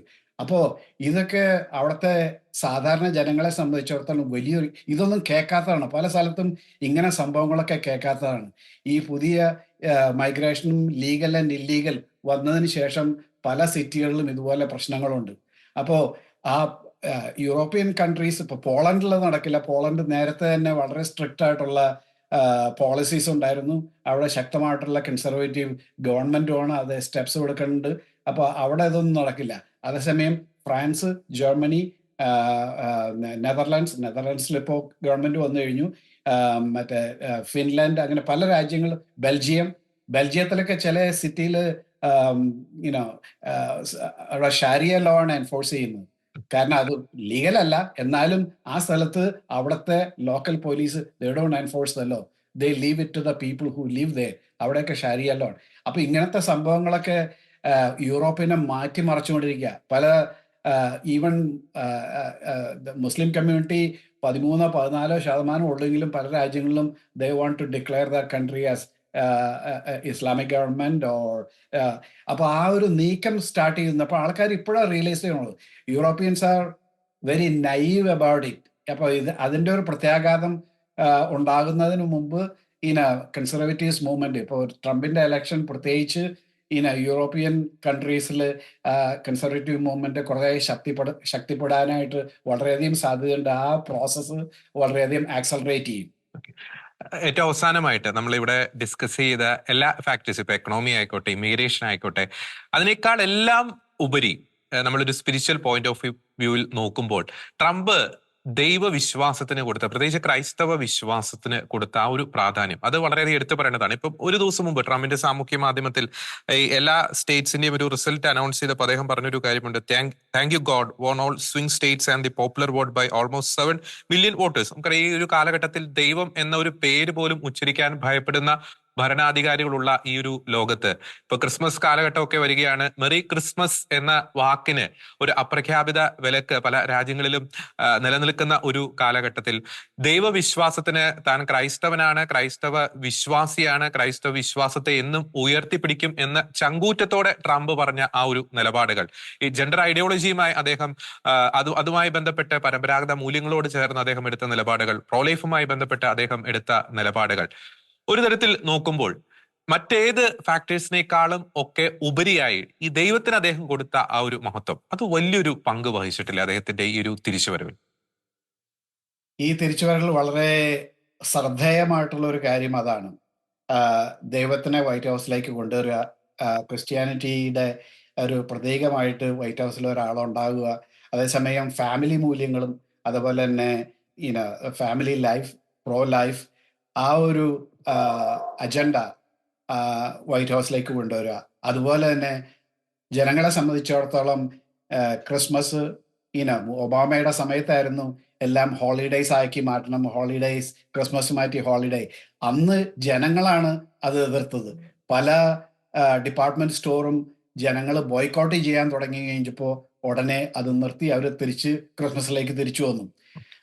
ഇപ്പോ ട്രംപ് വൈറ്റ് ഹൗസിലിരിക്കുന്ന സമയത്ത് മെജോറിറ്റി ഇവിടെ ക്രിസ്ത്യാനികളെ സംബന്ധിച്ചിടത്തോളം അത് വളരെ ഇമ്പോർട്ടൻ്റ് ആണ്. ആ ഒരു ഐഡന്റിറ്റി അമേരിക്കയെ സംബന്ധിച്ചിടത്തോളം, ഒരു വലിയൊരു ശതമാനം അമേരിക്കക്കാരെ സംബന്ധിച്ചിടത്തോളം ആ ഐഡന്റിറ്റി നഷ്ടപ്പെടാനായിട്ട് അവർ ആഗ്രഹിക്കുന്നില്ല. അപ്പോൾ ട്രംപിനെ പോലെയുള്ള ഒരാൾ വൈറ്റ് ഹൗസിൽ ഉണ്ടായിരിക്കുക എന്നുള്ളത് അവരുടെ ആ മനസ്ഥിതിക്ക് ശക്തി കൂട്ടും, അവർക്ക് കോൺഫിഡൻസ് പകരുന്ന വളരെ ശ്രദ്ധേയമായിട്ടുള്ള ഒരു സംഗതിയാണ്. അപ്പോൾ അത് വളരെ ആകാംക്ഷയോടും പ്രാർത്ഥനയോടും കൂടെ വീക്ഷിക്കുന്ന ഒരു കാര്യമാണ്. ഇപ്പോൾ ഹംഗറിയിലെ ഫാമിലിന് മുൻതൂക്കം കൊടുത്തുകൊണ്ട് ഒരുപാട് പോളിസീസും ഫാമിലി ലൈഫിനും കൂടുതൽ കുട്ടികളുള്ളവർക്ക് വനിതകൾക്ക് ടാക്സ് കൊടുക്കണ്ടെന്നുള്ള ഇതും ഒരുപാട് economic policies towards family is the first unit of the government and or the organs of the body which is the state. അപ്പൊ ആ ഒരു കോൺസെപ്റ്റില് ഫാമിലിനെ നശിപ്പിക്കാവുന്ന ഒരുപാട് പ്രോഗ്രസീവ് ഐഡിയാസിന്റെ ഒരുപാട് അറ്റാക്സ് ഉണ്ട്. അതിനൊക്കെ ചെറുത്ത് നിൽക്കുവാനായിട്ട് ആത്മധൈര്യം കൊടുക്കുന്നതാണ് ട്രംപ് വൈറ്റ് ഹൗസിൽ ഉണ്ടാവുക എന്നുള്ളത്. അത് വളരെ വളരെ വളരെ നല്ലൊരു കാര്യമാണ് ക്രിസ്ത്യാനികളെ സംബന്ധിച്ചിടത്തോളം. അതുപോലെ തന്നെ കൺസർവേറ്റീവ് വാല്യൂസ് മുറുകെ പിടിക്കുന്ന എല്ലാ അമേരിക്കക്കാരെ സംബന്ധിച്ചിടത്തോളം ഒരു നല്ല കാര്യമാണ്. ഏറ്റവും ലാസ്റ്റത്തെ ക്വസ്റ്റ്യൻ ശ്രീ ജോസഫ് മേലുക്കര, നമ്മൾ ഈ ട്രംപിന്റെ ആ ഒരു രണ്ടാം പ്രസിഡൻസിയിലേക്കുള്ള അദ്ദേഹത്തിന്റെ ഒരു യാത്ര, അത് പ്രൈമറി തലം മുതൽ ഇപ്പോൾ ഈ പ്രസിഡന്റ് പദവിയിലേക്ക് വൈറ്റ് ഹൗസിൽ വരെ എത്തി നിൽക്കുന്ന ആ ഒരു യാത്ര എടുത്ത് പരിശോധിച്ച് നോക്കുമ്പോൾ ഒരു പബ്ലിക് ഒപ്പീനിയൻ രൂപീകരിക്കുന്നതിൽ ഈ ആധുനിക കാലഘട്ടത്തിൽ ഈ മെയിൻ സ്ട്രീം മീഡിയസിനേക്കാൾ ഉപരി, മെയിൻ സ്ട്രീം ന്യൂസ് പേപ്പേഴ്സിനേക്കാൾ ഉപരി സോഷ്യൽ മീഡിയ ചെലുത്തുന്ന ഒരു ഇമ്പാക്റ്റ്, അത് വളരെയധികം പഠിക്കേണ്ടതല്ലേ ഈ ട്രംപിന്റെ ഈ ഒരു പ്രസിഡൻസിയുമായി ബന്ധപ്പെട്ട്? അത് സോഷ്യൽ മീഡിയയെ ജനങ്ങൾ കൂടുതൽ ഡിപ്പെൻഡ് ചെയ്യുന്നു. നേരത്തെ അങ്ങ് സൂചിപ്പിച്ചു, മെയിൻ സ്ട്രീം മീഡിയാസ് ഒരു പിക്ചർ തരുന്നു, പക്ഷേ ജനങ്ങൾ സൂക്ഷ്മമായി ഈ സോഷ്യൽ മീഡിയ, പ്രത്യേകിച്ച് എക്സ് പ്ലാറ്റ്ഫോം പോലുള്ള മീഡിയാസിലൊക്കെ കൃത്യമായിട്ടുള്ള ഇന്ററാക്ഷൻ നടത്തുന്നു. എന്താണ് സംഭവിക്കുന്നതെന്ന് സോഷ്യൽ മീഡിയ അവരോട് പറയുന്നു. അപ്പോൾ അത് അമേരിക്ക പോലുള്ള ഒരു രാജ്യത്തിന്റെ, വലിയൊരു മഹത്തായ ഒരു രാജ്യത്തിന്റെ ഒരു പ്രസിഡന്റ് പദവിയിലേക്ക് എത്താൻ ഒരു വ്യക്തിയെ സഹായിക്കുന്നു. അത് കൂടുതൽ ഒരു പഠന വിധേയമാക്കേണ്ട ഒരു സബ്ജക്ട് തന്നെയല്ലേ ശ്രീ ജോസഫ് മേലുക്കർ? ട്രംപിന്റെ ഇലക്ഷനെ പറ്റി പറയുമ്പോൾ ഇലോൺ മസ്ക് ട്വിറ്റർ വാങ്ങിച്ചത് കാര്യം വളരെ നഷ്ടത്തിലാണ് വാങ്ങിയത്. എന്നിരുന്നാലും ആ ട്വിറ്റർ പബ്ലിക് സ്ക്വയർ പ്ലാറ്റ്ഫോം അത് എത്രത്തോളം ഈ ഇലക്ഷനിൽ ഉപകാരമായി എന്ന് പറഞ്ഞാൽ ജയിക്കുന്നതിന് ന്യൂസ്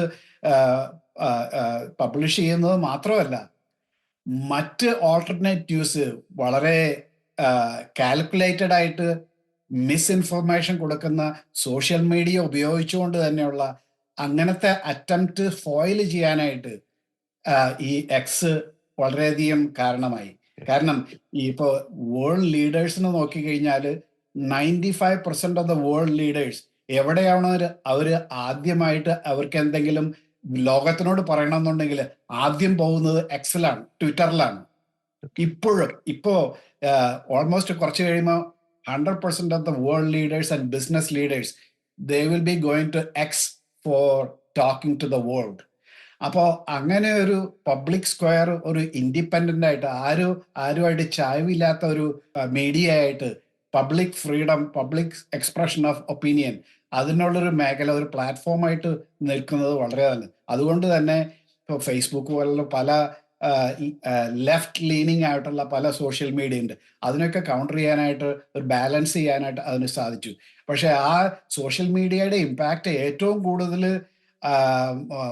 ബലവത്തായിട്ട്, ഇഫക്റ്റീവായിട്ട് ഇങ്ങനതുപോലെയുള്ള അമേരിക്കയെ പോലുള്ള ഒരു രാജ്യത്തിന്റെ ഇലക്ഷനെ, ആൾക്കാരുടെ ഒപ്പീനിയനെ ബാലൻസ് ചെയ്യാനായിട്ട് എത്രത്തോളം ഇഫക്റ്റീവ് ആയി എന്നുള്ളത് ഒരു പഠന വിധേയമാക്കേണ്ട ഒരു കാര്യമാണ്. കാരണം ഒരുപാട് ഈ ഇലക്ഷനിൽ ഇൻഫ്ലുവൻസ് ചെയ്തിട്ടുണ്ട്. ഇതല്ലെങ്കിൽ ഒരു 10 കൊല്ലത്തെ 15 കൊല്ലത്തെ മുമ്പത്തെ ചരിത്രം നോക്കിക്കഴിഞ്ഞാൽ CNN, ABC, NBC, Al Jazeera ഇതൊക്കെയാണ് മെയിൻ ആയിട്ടുള്ള ന്യൂസ് മീഡിയ, BBC അങ്ങനത്തെ മാധ്യമങ്ങൾ. ഇപ്പോൾ അമേരിക്കയിലാണെന്നുണ്ടെങ്കിൽ മിക്കവാറും ആളുകളുടെ ന്യൂസിന്റെ സോഴ്സ് ഇതുപോലത്തെ മെയിൻ സ്ട്രീം മീഡിയ ആയിരുന്നു. ഇപ്പൊ അത് പോയിട്ട് അവർക്ക് ഒരു 25 മില്യൺ വ്യൂവേഴ്സ് ഉണ്ട്. I mean 150-160 million viewers. they get the information from various other sources, whether it is podcast ആയിക്കോട്ടെ, സോഷ്യൽ മീഡിയ ആയിക്കോട്ടെ, ഫേസ്ബുക്ക്, വാട്സാപ്പ്, പല രീതിയിലാണ് അവർക്ക് അത് കിട്ടുന്നത്. അപ്പൊ അതൊരു വലിയൊരു പഠന വിധേയമാക്കേണ്ട ഒരു സബ്ജക്റ്റാണ്. വളരെ നന്ദി ശ്രീ ജോസഫ് മേലുക്കാരൻ. വളരെ ദീർഘമായിട്ട് ഈ അമേരിക്കൻ ഇലക്ഷനുമായി ബന്ധപ്പെട്ട വളരെ വ്യക്തവും കൃത്യവുമായിട്ടുള്ള അവലോകനങ്ങൾ ഷെക്കേന ന്യൂസിലെ പ്രേക്ഷകരുമായിട്ട് പങ്കുവച്ചതിന്, A to Z കാര്യങ്ങൾ, ഈ അമേരിക്കൻ പൊളിറ്റിക്സിൽ എന്താണ് നടക്കുന്നത്, ആ ഒരു ഇലക്ഷൻ പ്രോസസ് മുതൽ ഇനി ട്രംപ് എങ്ങോട്ടാണ്, ഇന്റർനാഷണൽ പൊളിറ്റിക്സ്, അതിന്റെ ഒരു ഇമ്പാക്റ്റ് ഒക്കെ വളരെ വിശദമായിട്ട് അങ്ങ് പങ്കുവച്ചു. അങ്ങേക്ക് വളരെയധികം നന്ദി. തീർച്ചയായിട്ടും ഈ ചർച്ചയിൽ സൂചിപ്പിച്ചതുപോലെ ജനങ്ങളുടെ പ്രതീക്ഷയ്ക്കൊത്ത് ഉയരുവാൻ ഡൊണാൾഡ് ട്രംപിന് സാധിക്കട്ടെ. ക്രിസ്തീയ മൂല്യങ്ങൾ, പരമ്പരാഗത കുടുംബ മൂല്യങ്ങൾ അമേരിക്കയിലേക്ക് തിരികെ കൊണ്ടുവരാൻ ഡൊണാൾഡ് ട്രംപിന് സാധിക്കട്ടെ.